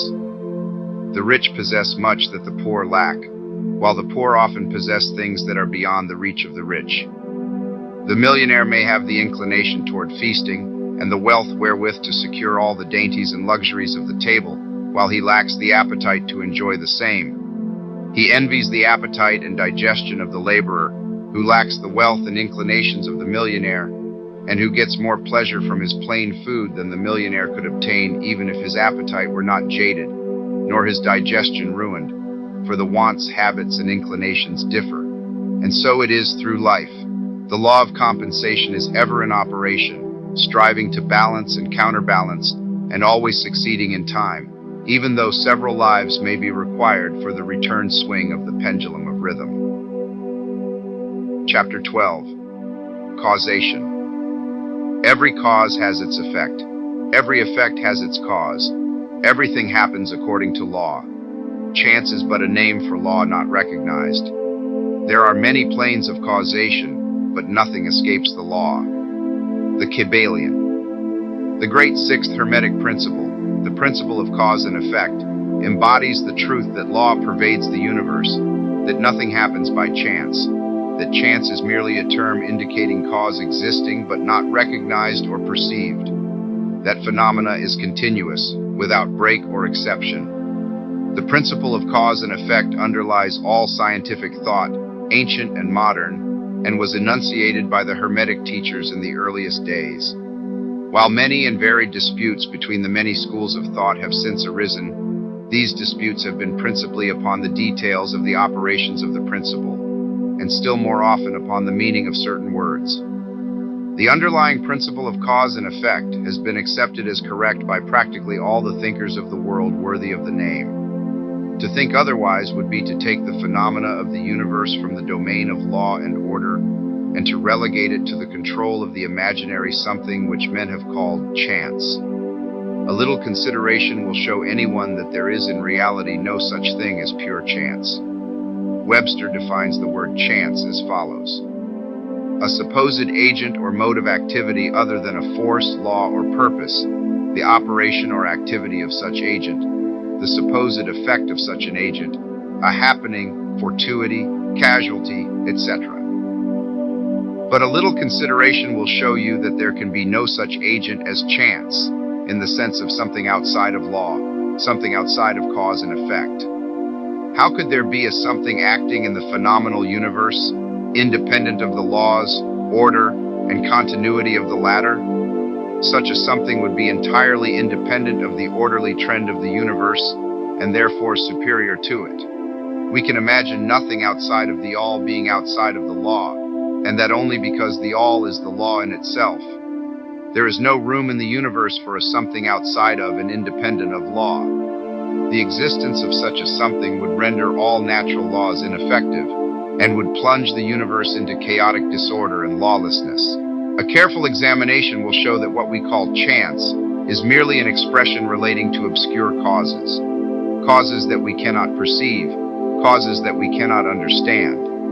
The word chance is derived from a word meaning to fall, as the falling of dice. The idea being that the fall of the dice, and many other happenings, are merely a happening, unrelated to any cause. And this is the sense in which the term is generally employed. But when the matter is closely examined, it is seen that there is no chance whatsoever about the fall of the dice. Each time a die falls and displays a certain number, it obeys a law as infallible as that which governs the revolution of the planets around the sun. Back of the fall of the die are causes, or chains of causes, running back further than the mind can follow. The position of the die in the box, the amount of muscular energy expended in the throw, the condition of the table, etc., etc., all are causes, the effect of which may be seen. But back of these seen causes there are chains of unseen preceding causes, all of which had a bearing upon the number of the die which fell uppermost. If a die be cast a great number of times, it will be found that the numbers shown will be about equal. That is, there will be an equal number of one spot, two spot, etc., coming uppermost. Toss a penny in the air, and it may come down either heads or tails. But make a sufficient number of tosses, and the heads and tails will about even up. This is the operation of the law of averages. But both the average and the single toss come under the law of cause and effect, and if we were able to examine into the preceding causes, it would be clearly seen that it was simply impossible for the die to fall other than it did, under the same circumstances and at the same time. Given the same causes, the same results will follow. There is always a cause and a because to every event. Nothing ever happens without a cause, or rather a chain of causes. Some confusion has arisen in the minds of persons considering this principle, from the fact that they were unable to explain how one thing could cause another thing, that is, be the creator of the second thing. As a matter of fact, no thing ever causes or creates another thing. Cause and effect deals merely with events. An event is that which comes, arrives, or happens as a result or consequent of some preceding event. No event creates another event, but is merely a preceding link in the great orderly chain of events flowing from the creative energy of the all. There is a continuity between all events precedent, consequent, and subsequent. There is a relation existing between everything that has gone before and everything that follows. A stone is dislodged from a mountainside and crashes through a roof of a cottage in the valley below. At first sight, we regard this as a chance effect, but when we examine the matter, we find a great chain of causes behind it. In the first place, there was the rain which softened the earth supporting the stone and which allowed it to fall. Then back of that was the influence of the sun, other rains, etc., which gradually disintegrated the piece of rock from a larger piece. Then there were the causes which led to the formation of the mountain, and its upheaval by convulsions of nature, and so on ad infinitum. Then we might follow up the causes behind the rain, etc. Then we might consider the existence of the roof. In short, we would soon find ourselves involved in a mesh of cause and effect, from which we would soon strive to extricate ourselves. Just as a man has 2 parents, and 4 grandparents, and 8 great-grandparents, and 16 great-great-grandparents, and so on, until when, say, 40 generations are calculated, the numbers of ancestors run into many millions. So it is with the number of causes behind even the most trifling event or phenomena, such as the passage of a tiny speck of soot before your eye. It is not an easy matter to trace the bit of soot back to the early period of the world's history, when it formed a part of a massive tree trunk, which was afterward converted into coal, and so on, until as the speck of soot it now passes before your vision on its way to other adventures. And a mighty chain of events, causes, and effects brought it to its present condition, and the latter is but one of the chain of events which will go to produce other events hundreds of years from now. One of the series of events arising from the tiny bit of soot was the writing of these lines, which caused the typesetter to perform certain work, the proofreader to do likewise, and which will arouse certain thoughts in your mind, and that of others, which in turn will affect others, and so on and on and on, beyond the ability of man to think further, and all from the passage of a tiny bit of soot, all of which shows the relativity and association of things, and the further fact that there is no great, there is no small, in the mind that causeth all. Stop to think a moment. If a certain man had not met a certain maid, away back in the dim period of the Stone Age, you who are now reading these lines would not now be here. And if perhaps the same couple had failed to meet, we who now write these lines would not now be here. And the very act of writing on our part, and the act of reading on yours, will affect not only the respective lives of yourself and ourselves, but will also have a direct or indirect effect upon many other people now living, and who will live in the ages to come. Every thought we think, every act we perform, has its direct and indirect results, which fit into the great chain of cause and effect. We do not wish to enter into a consideration of free will or determinism in this work for various reasons. Among the many reasons is the principal one that neither side of the controversy is entirely right. In fact, both sides are partially right according to the Hermetic teachings. The principle of polarity shows that both are but half-truths, the opposing poles of truth. The teachings are that a man may be both free and yet bound by necessity, depending upon the meaning of the terms and the height of truth from which the matter is examined. The ancient writers express the matter thus: the further the creation is from the center, the more it is bound. The nearer the center it reaches, the nearer free is it. The majority of people are more or less the slaves of heredity, environment, etc., and manifest very little freedom. They are swayed by the opinions, customs, and thoughts of the outside world, and also by their emotions, feelings, moods, etc. They manifest no mastery worthy of the name. They indignantly repudiate this assertion, saying, "Why, I certainly am free to act and do as I please. I do just what I want to do." But they fail to explain whence arise the want to and as I please. What makes them want to do one thing in preference to another? What makes them please to do this and not do that? Is there no because to their pleasing and wanting? The master can change these pleases and wants into others at the opposite end of the mental pole. He is able to will instead of to will because some feeling, mood, emotion, or environmental suggestion arouses a tendency or desire within him so to do. The majority of people are carried along like the falling stone, obedient to environment, outside influences and internal moods, desires, etc., not to speak of the desires and wills of others stronger than themselves, heredity, environment, and suggestion, carrying them along without resistance on their part or the exercise of the will. Moved like the pawns on the checkerboard of life, they play their parts and are laid aside after the game is over. But the masters, knowing the rules of the game, rise above the plane of material life, and placing themselves in touch with the higher powers of their nature, dominate their own moods, characters, qualities, and polarity, as well as the environment surrounding them, and thus become movers in the game instead of pawns, causes instead of effects. The masters do not escape the causation of the higher planes, but fall in with the higher laws, and thus master circumstances on the lower plane.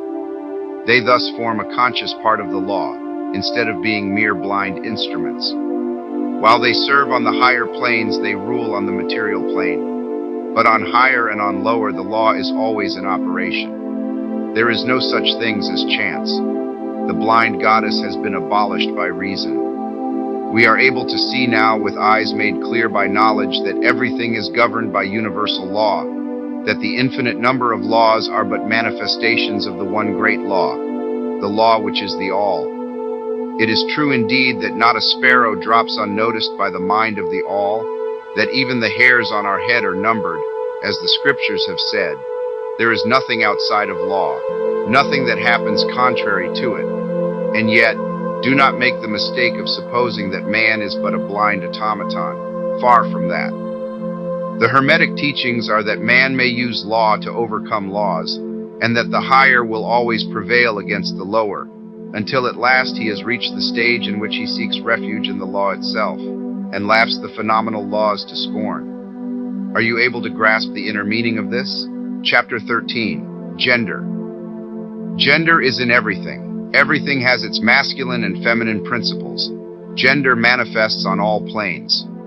The Kybalion. The great seventh Hermetic principle, the principle of gender, embodies the truth that there is gender manifested in everything, that the masculine and feminine principles are ever present and active in all phases of phenomena, on each and every plane of life. At this point, we think it well to call your attention to the fact that gender, in its Hermetic sense, and sex, in the ordinarily accepted use of the term, are not the same. The word gender is derived from the Latin root meaning to beget, to procreate, to generate, to create, to produce. A moment's consideration will show you that the word has a much broader and more general meaning than the term sex, the latter referring to the physical distinction between male and female living things. Sex is merely a manifestation of gender on a certain plane of the great physical plane, the plane of organic life. We wish to impress this distinction upon your minds, for the reason that certain writers, who have acquired a smattering of the Hermetic philosophy, have sought to identify this seventh Hermetic principle with wild and fanciful and often reprehensible theories and teachings regarding sex. The office of gender is solely that of creating, producing, generating, etc., and its manifestations are visible on every plane of phenomena. It is somewhat difficult to produce proofs of this along scientific lines, for the reason that science has not as yet recognized this principle as of universal application. But still some proofs are forthcoming from scientific sources. In the first place, we find a distinct manifestation of the principle of gender among the corpuscles, ions, or electrons, which constitute the basis of matter as science now knows the latter, and which by forming certain combinations form the atom, which until lately was regarded as final and indivisible. The latest word of science is that the atom is composed of a multitude of corpuscles, electrons, or ions, the various names being applied by different authorities, revolving around each other and vibrating at a high degree and intensity. But the accompanying statement is made that the formation of the atom is really due to the clustering of negative corpuscles around a positive one, the positive corpuscles seeming to exert a certain influence upon the negative corpuscles, causing the latter to assume certain combinations and thus create or generate an atom. This is in line with the most ancient Hermetic teachings, which have always identified the masculine principle of gender with the positive and the feminine with the negative poles of electricity, so-called. Now, a word at this point regarding this identification. The public mind has formed an entirely erroneous impression regarding the qualities of the so-called negative pole of electrified or magnetized matter. The terms positive and negative are very wrongly applied to this phenomenon by science. The word positive means something real and strong, as compared with a negative unreality or weakness. Nothing is further from the real facts of electrical phenomena. The so-called negative pole of the battery is really the pole in, and by which the generation or production of new forms and energies is manifested. There is nothing negative about it. The best scientific authorities now use the word cathode in place of negative, the word cathode coming from the Greek root meaning descent, the path of generation, etc. From the cathode pole emerge the swarm of electrons or corpuscles. From the same pole emerge those wonderful rays which have revolutionized scientific conceptions during the past decade. The cathode pole is the mother of all of the strange phenomena which have rendered useless the old textbooks, and which have caused many long-accepted theories to be relegated to the scrap pile of scientific speculation. The cathode, or negative pole, is the mother principle of electrical phenomena, and of the finest forms of matter as yet known to science. So you see, we are justified in refusing to use the term negative in our consideration of the subject, and in insisting upon substituting the word feminine for the old term. The facts of the case bear us out in this, without taking the Hermetic teachings into consideration. And so we shall use the word feminine in the place of negative, in speaking of that pole of activity. The latest scientific teachings are that the creative corpuscles or electrons are feminine. Science says they are composed of negative electricity. We say they are composed of feminine energy. A feminine corpuscle becomes detached from, or rather leaves, a masculine corpuscle, and starts on a new career. It actively seeks a union with a masculine corpuscle, being urged thereto by the natural impulse to create new forms of matter or energy. One writer goes so far as to use the term, it at once seeks of its own volition a union, etc. This detachment and uniting form the basis of the greater part of the activities of the chemical world. When the feminine corpuscle unites with a masculine corpuscle, a certain process is begun. The feminine particles vibrate rapidly under the influence of the masculine energy and circle rapidly around the latter. The result is the birth of a new atom. This new atom is really composed of a union of the masculine and feminine electrons, or corpuscles. But when the union is formed, the atom is a separate thing, having certain properties, but no longer manifesting the property of free electricity. The process of detachment or separation of the feminine electrons is called ionization. These electrons or corpuscles are the most active workers in nature's field. Arising from their unions or combinations manifest the varied phenomena of light, heat, electricity, magnetism, attraction, repulsion, chemical affinity, and the reverse, and similar phenomena. And all this arises from the operation of the principle of gender on the plane of energy. The part of the masculine principle seems to be that of directing a certain inherent energy toward the feminine principle, and thus starting into activity the creative processes. But the feminine principle is the one always doing the active creative work, and this is so on all planes. And yet, each principle is incapable of operative energy without the assistance of the other. In some of the forms of life, the two principles are combined in one organism. For that matter, everything in the organic world manifests both genders. There is always the masculine present in the feminine form, and the feminine form. The Hermetic teachings include much regarding the operation of the two principles of gender in the production and manifestation of various forms of energy, etc. But we do not deem it expedient to go into detail regarding the same at this point, because we are unable to back up the same with scientific proof, for the reason that science has not as yet progressed thus far. But the example we have given you of the phenomena of the electrons or corpuscles will show you that science is on the right path, and will also give you a general idea of the underlying principles. Some leading scientific investigators have announced their belief that in the formation of crystals, there was to be found something that corresponded to sex activity, which is another straw showing the direction the scientific winds are blowing. And each year will bring other facts to corroborate the correctness of the Hermetic principle of gender. It will be found that gender is in constant operation and manifestation in the field of inorganic matter and in the field of energy or force. Electricity is now generally regarded as the something into which all other forms of energy seem to melt or dissolve.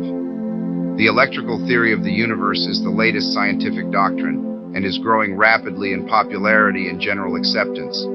And it thus follows that if we are able to discover in the phenomena of electricity, even at the very root and source of its manifestations, a clear and unmistakable evidence of the presence of gender and its activities, we are justified in asking you to believe that science at last has offered proofs of the existence in all universal phenomena of that great Hermetic principle, the principle of gender. It is not necessary to take up your time with the well-known phenomena of the attraction and repulsion of the atoms, chemical affinity, the loves and hates of the atomic particles, the attraction or cohesion between the molecules of matter. These facts are too well known to need extended comment from us. But have you ever considered that all of these things are manifestations of the gender principle? Can you not see that the phenomena is on all fours with that of the corpuscles or electrons? And more than this, can you not see the reasonableness of the Hermetic teachings, which assert that the very law of gravitation, that strange attraction by reason of which all particles and bodies of matter in the universe tend toward each other, is but another manifestation of the principle of gender, which operates in the direction of attracting the masculine to the feminine energies and vice versa? We cannot offer you scientific proof of this at this time, but examine the phenomena in the light of the Hermetic teachings on the subject, and see if you have not a better working hypothesis than any offered by physical science. Submit all physical phenomena to the test, and you will discern the principle of gender ever in evidence. Let us now pass on to a consideration of the operation of the principle on the mental plane. Many interesting features are there awaiting examination. Chapter 14. Mental Gender. Students of psychology who have followed the modern trend of thought along the lines of mental phenomena are struck by the persistence of the dual mind idea, which has manifested itself so strongly during the past 10 or 15 years, and which has given rise to a number of plausible theories regarding the nature and constitution of these two minds. The late Thomson J. Hudson attained great popularity in 1893 by advancing his well-known theory of the objective and subjective minds, which he held existed in every individual. Other writers have attracted almost equal attention by the theories regarding the conscious and subconscious minds, the voluntary and involuntary minds, the active and passive minds, etc., etc. The theories of the various writers differ from each other, but there remains the underlying principle of the duality of mind. The student of the Hermetic philosophy is tempted to smile when he reads and hears of these many new theories regarding the duality of mind, each school adhering tenaciously to its own pet theories, and each claiming to have discovered the truth. The student turns back the pages of occult history, and away back in the dim beginnings of occult teachings he finds references to the ancient Hermetic doctrine of the principle of gender on the mental plane, the manifestation of mental gender. And examining further, he finds that the ancient philosophy took cognizance of the phenomenon of the dual mind, and accounted for it by the theory of mental gender. This idea of mental gender may be explained in a few words to students who are familiar with the modern theories just alluded to. The masculine principle of mind corresponds to the so-called objective mind, conscious mind, voluntary mind, active mind, etc. And the feminine principle of mind corresponds to the so-called subjective mind, subconscious mind, involuntary mind, passive mind, etc. Of course, the Hermetic teachings do not agree with the many modern theories regarding the nature of the two phases of mind, nor does it admit many of the facts claimed for the two respective aspects, some of the said theories and claims being very far-fetched and incapable of standing the test of experiment and demonstration. We point to the phases of agreement merely for the purpose of helping the student to assimilate his previously acquired knowledge with the teachings of the Hermetic philosophy.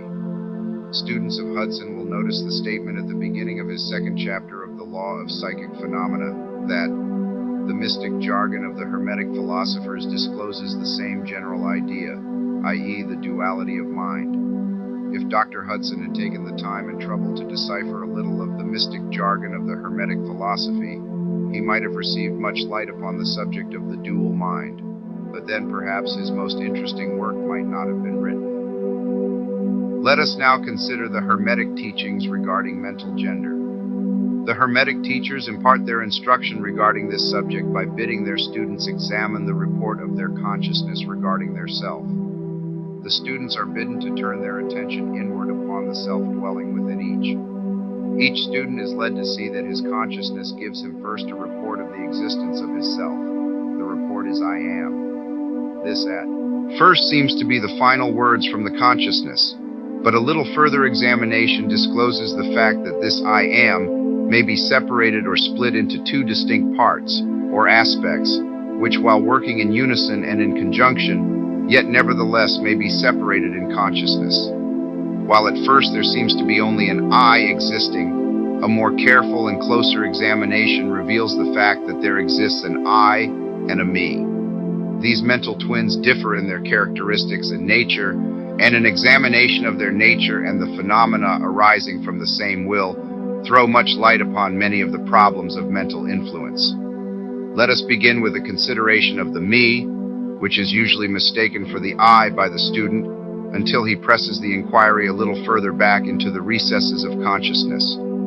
A man thinks of his self, in its aspect of me, as being composed of certain feelings, tastes, likes, dislikes, habits, peculiar ties, characteristics, etc., all of which go to make up his personality, or the self known to himself and others. He knows that these emotions and feelings change, are born and die away, are subject to the principle of rhythm and the principle of polarity, which take him from one extreme of feeling to another. He also thinks of the me as being certain knowledge gathered together in his mind and thus forming a part of himself.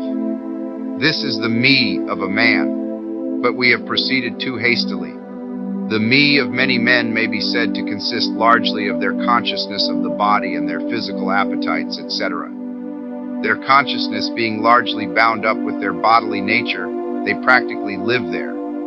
Some men even go so far as to regard their personal apparel as a part of their me, and actually seem to consider it a part of themselves. A writer has humorously said that men consist of three parts: soul, body, and clothes.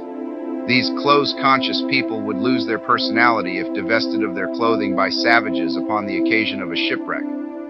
But even many who are not so closely bound up with the idea of personal raiment stick closely to the consciousness of their bodies being their me. They cannot conceive of a self independent of the body. Their mind seems to them to be practically a something belonging to their body, which in many cases it is indeed. But as man rises in the scale of consciousness, he is able to disentangle his me from his idea of body, and is able to think of his body as belonging to the mental part of him. But even then, he is very apt to identify the me entirely with the mental states, feelings, etc., which he feels to exist within him. He is very apt to consider these internal states as identical with himself, instead of there being simply things produced by some part of his mentality and existing within him, of him and in him, but still not himself. He sees that he may change these internal states of feelings by an effort of will, and that he may produce a feeling or state of an exactly opposite nature in the same way, and yet the same me exists. And so after a while he is able to set aside these various mental states, emotions, feelings, habits, qualities, characteristics, and other personal mental belongings. He is able to set them aside in the not me collection of curiosities and encumbrances, as well as valuable possessions. This requires much mental concentration and power of mental analysis on the part of the student. But still the task is possible for the advanced student, and even those not so far advanced are able to see in the imagination how the process may be performed. After this laying aside process has been performed, the student will find himself in conscious possession of a self, which may be considered in its I and me dual aspects. The me will be felt to be a something mental in which thoughts, ideas, emotions, feelings, and other mental states may be produced. It may be considered as the mental womb, as the ancients styled it, capable of generating mental offspring. It reports to the consciousness as a me, with latent powers of creation and generation of mental progeny of all sorts and kinds. Its powers of creative energy are felt to be enormous, but still it seems to be conscious that it must receive some form of energy from either its I companion or else from some other I, ere it is able to bring into being its mental creations. This consciousness brings with it a realization of an enormous capacity for mental work and creative ability. But the student soon finds that this is not all that he finds within his inner consciousness. He finds that there exists a mental something which is able to will that the me act along certain creative lines, and which is also able to stand aside and witness the mental creation. This part of himself he is taught to call his I. He is able to rest in its consciousness at will. He finds there not a consciousness of an ability to generate and actively create in the sense of the gradual process attendant upon mental operations, but rather a sense and consciousness of an ability to project an energy from the I to the me, a process of willing that the mental creation begin and proceed.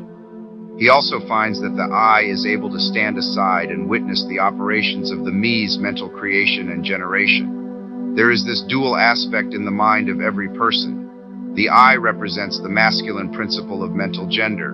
The me represents the female principle. The I represents the aspect of being. The me, the aspect of becoming.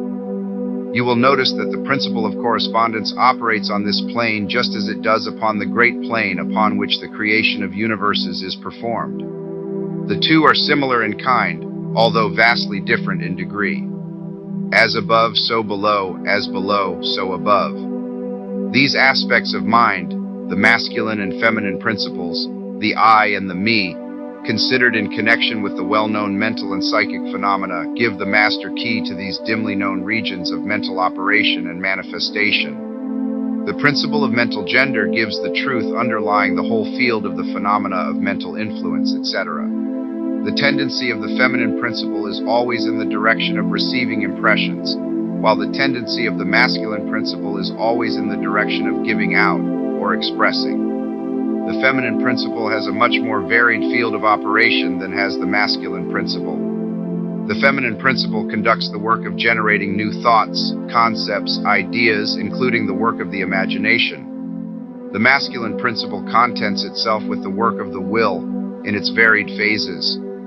And yet, without the active aid of the will of the masculine principle, the feminine principle is apt to rest content with generating mental images which are the result of impressions received from outside, instead of producing original mental creations. Persons who can give continued attention and thought to a subject actively employ both of the mental principles, the feminine in the work of active mental generation, and the masculine will in stimulating and energizing the creative portion of the mind. The majority of persons really employ the masculine principle but little, and are content to live according to the thoughts and ideas instilled into the me from the I of other minds. But it is not our purpose to dwell upon this phase of the subject, which may be studied from any good textbook upon psychology, with the key that we have given you regarding mental gender. The student of psychic phenomena is aware of the wonderful phenomena classified under the head of telepathy, thought transference, mental influence, suggestion, hypnotism, etc. Many have sought for an explanation of these varied phases of phenomena under the theories of the various dual mind teachers. And in a measure they are right, for there is clearly a manifestation of two distinct phases of mental activity.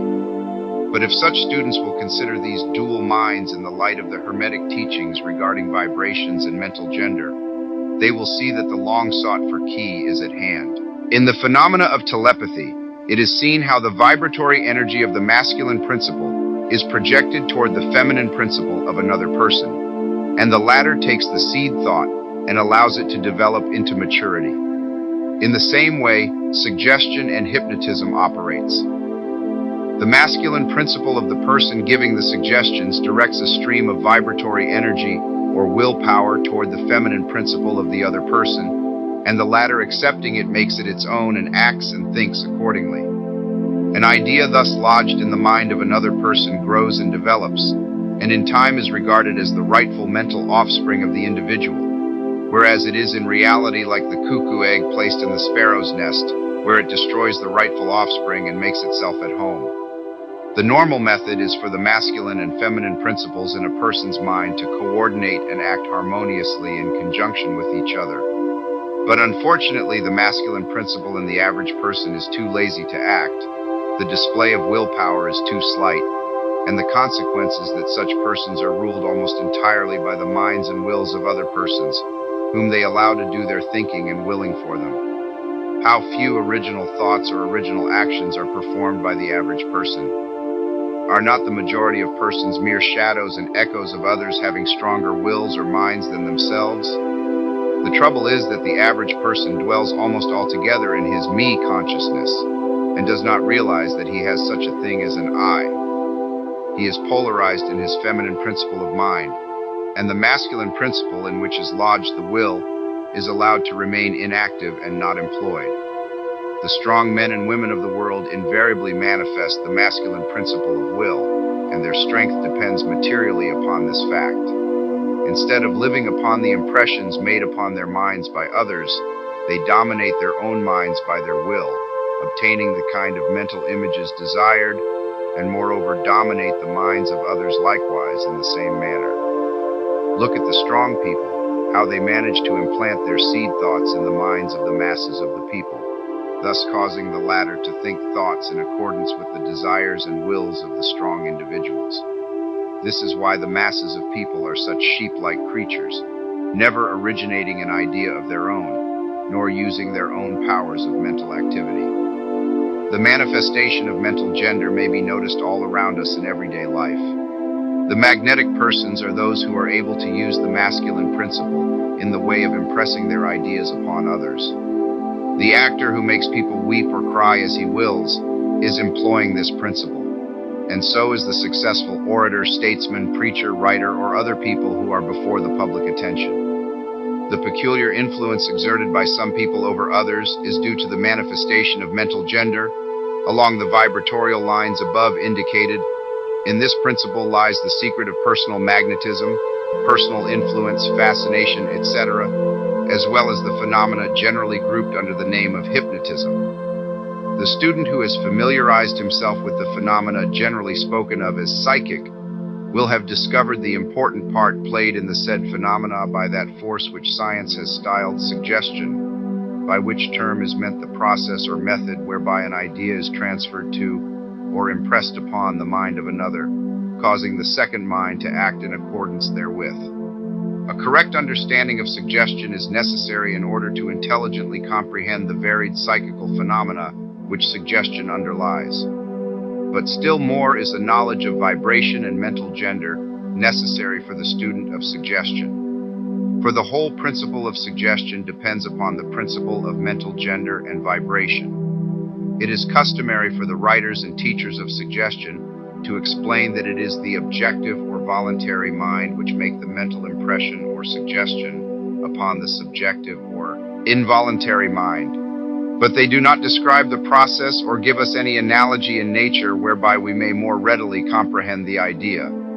But if you will think of the matter in the light of the Hermetic teachings, you will be able to see that the energizing of the feminine principle by the vibratory energy of the masculine principle is in accordance to the universal laws of nature, and that the natural world affords countless analogies whereby the principle may be understood. In fact, the Hermetic teachings show that the very creation of the universe follows the same law, and that in all creative manifestations upon the planes of the spiritual, the mental, and the physical, there is always in operation this principle of gender, this manifestation of the masculine and the feminine principles.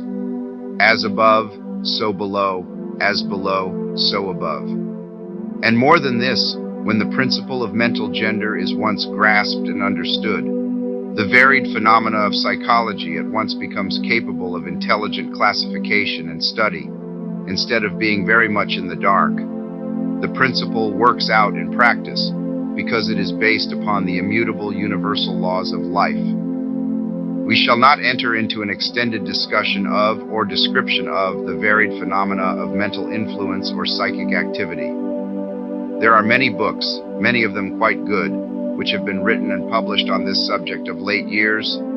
The main facts stated in these various books are correct, although the several writers have attempted to explain the phenomena by various pet theories of their own. The student may acquaint himself with these matters, and by using the theory of mental gender, he will be able to bring order out of the chaos of conflicting theory and teachings, and may, moreover, readily make himself a master of the subject if he be so inclined. The purpose of this work is not to give an extended account of psychic phenomena, but rather to give to the student a master key whereby he may unlock the many doors leading into the parts of the temple of knowledge which he may wish to explore. We feel that in this consideration of the teachings of the Kybalion, one may find an explanation which will serve to clear away many perplexing difficulties, a key that will unlock many doors. What is the use of going into detail regarding all of the many features of psychic phenomena and mental science, provided we place in the hands of the student the means whereby he may acquaint himself fully regarding any phase of the subject which may interest him? With the aid of the Kybalion, one may go through any occult library anew, the old light from Egypt illuminating many dark pages and obscure subjects. That is the purpose of this book. We do not come expounding a new philosophy, but rather furnishing the outlines of a great world-old teaching which will make clear the teachings of others, which will serve as a great reconciler of differing theories and opposing doctrines. Chapter 15. Hermetic Axioms. The possession of knowledge, unless accompanied by a manifestation and expression in action, is like the hoarding of precious metals, a vain and foolish thing. Knowledge, like wealth, is intended for use. The law of use is universal, and he who violates it suffers by reason of his conflict with natural forces. The Kybalion.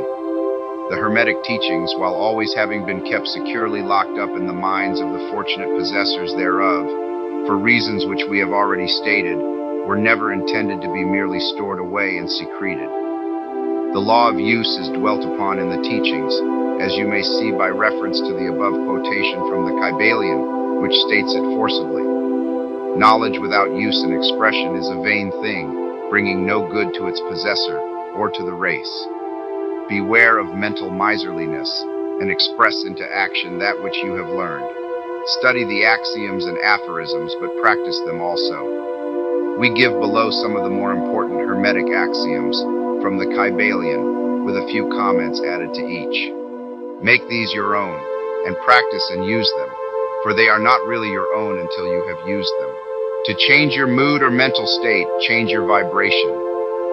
The Kybalion. One may change his mental vibrations by an effort of will in the direction of deliberately fixing the attention upon a more desirable state. Will directs the attention, and attention changes the vibration. Cultivate the art of attention by means of the will, and you have solved the secret of the mastery of moods and mental states. To destroy an undesirable rate of mental vibration, put into operation the principle of polarity and concentrate upon the opposite pole to that which you desire to suppress. Kill out the undesirable by changing its polarity. The Kybalion. This is one of the most important of the Hermetic formulas. It is based upon true scientific principles. We have shown you that a mental state and its opposite were merely the two poles of one thing, and that by mental transmutation the polarity might be reversed. This principle is known to modern psychologists, who apply it to the breaking up of undesirable habits by bidding their students concentrate upon the opposite quality. If you are possessed of fear, do not waste time trying to kill out fear, but instead cultivate the quality of courage, and the fear will disappear. Some writers have expressed this idea most forcibly by using the illustration of the dark room. You do not have to shovel out or sweep out the darkness, but by merely opening the shutters and letting in the light, the darkness has disappeared. To kill out a negative quality, concentrate upon the positive pole of that same quality, and the vibrations will gradually change from negative to positive, until finally you will become polarized on the positive pole instead of the negative. The reverse is also true, as many have found out to their sorrow, when they have allowed themselves to vibrate too constantly on the negative pole of things. By changing your polarity, you may master your moods, change your mental states, remake your disposition, and build up character. Much of the mental mastery of the advanced Hermetics is due to this application of polarity, which is one of the important aspects of mental transmutation. Remember the Hermetic axiom quoted previously, which says, mind as well as metals and elements may be transmuted from state to state, degree to degree, condition to condition, pole to pole, vibration to vibration. The Kybalion. The mastery of polarization is the mastery of the fundamental principles of mental transmutation or mental alchemy. For unless one acquires the art of changing his own polarity, he will be unable to affect his environment. An understanding of this principle will enable one to change his own polarity, as well as that of others, if he will but devote the time, care, study, and practice necessary to master the art. The principle is true, but the results obtained depend upon the persistent patience and practice of the student. Rhythm may be neutralized by an application of the art of polarization, the Kybalion. As we have explained in previous chapters, the Hermetists hold that the principle of rhythm manifests on the mental plane as well as on the physical plane, and that the bewildering succession of moods, feelings, emotions, and other mental states are due to the backward and forward swing of the mental pendulum, which carries us from one extreme of feeling to the other. The Hermetists also teach that the law of neutralization enables one to a great extent to overcome the operation of rhythm in consciousness. As we have explained, there is a higher plane of consciousness, as well as the ordinary lower plane, and the master, by rising mentally to the higher plane, causes the swing of the mental pendulum to manifest on the lower plane, and he, dwelling on his higher plane, escapes the consciousness of the swing backward. This is effected by polarizing on the higher self, and thus raising the mental vibrations of the ego above those of the ordinary plane of consciousness. It is akin to rising above a thing and allowing it to pass beneath you. The advanced Hermetist polarizes himself at the positive pole of his being, the I am pole rather than the pole of personality, and by refusing and denying the operation of rhythm, raises himself above its plane of consciousness, and standing firm in his statement of being, he allows the pendulum to swing back on the lower plane without changing his polarity. This is accomplished by all individuals who have attained any degree of self-mastery, whether they understand the law or not. Such persons simply refuse to allow themselves to be swung back by the pendulum of mood and emotion, and by steadfastly affirming the superiority, they remain polarized on the positive pole. The master, of course, attains a far greater degree of proficiency, because he understands the law which he is overcoming by a higher law, and by the use of his will, he attains a degree of poise and mental steadfastness almost impossible of belief on the part of those who allow themselves to be swung backward and forward by the mental pendulum of moods and feelings. Remember, always, however, that you do not really destroy the principle of rhythm, for that is indestructible. Yon simply overcome one law by counterbalancing it with another, and thus maintain an equilibrium. The laws of balance and counterbalance are in operation on the mental as well as on the physical planes, and an understanding of these laws enables one to seem to overthrow laws, whereas he is merely exerting a counterbalance. Nothing escapes the principle of cause and effect, but there are many planes of causation, and one may use the laws of the higher to overcome the laws of the lower. The Kybalion. By an understanding of the practice of polarization, the Hermetists rise to a higher plane of causation, and thus counterbalance the laws of the lower planes of causation. By rising above the plane of ordinary causes, they become themselves, in a degree, causes instead of being merely caused. By being able to master their own moods and feelings, and by being able to neutralize rhythm, as we have already explained, they are able to escape a great part of the operations of cause and effect on the ordinary plane. The masses of people are carried along, obedient to their environment, the wills and desires of others stronger than themselves, the effects of inherited tendencies, the suggestions of those about them, and other outward causes, which tend to move them about on the chessboard of life like mere pawns. By rising above these influencing causes, the advanced Hermetists seek a higher plane of mental action, and by dominating their moods, emotions, impulses, and feelings, they create for themselves new characters, qualities, and powers by which they overcome their ordinary environment and thus become practically players instead of mere pawns. Such people help to play the game of life understandingly, instead of being moved about this way and that way by stronger influences and powers and wills. They use the principle of cause and effect instead of being used by it. Of course, even the highest are subject to the principle as it manifests on the higher planes, but on the lower planes of activity, they are masters instead of slaves. As the Kybalion says, the wise ones serve on the higher, but rule on the lower. They obey the laws coming from above them, but on their own plane, and those below them they rule and give orders. And yet in so doing they form a part of the principle instead of opposing it. The wise man falls in with the law, and by understanding its movements he operates it instead of being its blind slave. Just as does the skilled swimmer turn this way and that way, going and coming as he will, instead of being as the log which is carried here and there, so is the wise man as compared to the ordinary man. And yet both swimmer and log, wise man and fool, are subject to law. He who understands this is well on the road to mastery. The Kybalion. In conclusion, let us again call your attention to the Hermetic axiom. True Hermetic transmutation is a mental art, the Kybalion. In the above axiom, the Hermetists teach that the great work of influencing one's environment is accomplished by mental power. The universe being wholly mental, it follows that it may be ruled only by mentality. And in this truth is to be found an explanation of all the phenomena and manifestations of the various mental powers which are attracting so much attention and study in these earlier years of the 20th century. Back of and under the teachings of the various cults and schools remains ever constant the principle of the mental substance of the universe. If the universe be mental in its substantial nature, then it follows that mental transmutation must change the conditions and phenomena of the universe.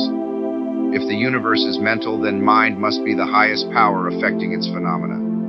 If this be understood, then all the so-called miracles and wonder workings are seen plainly for what they are. The all is mind, the universe is mental.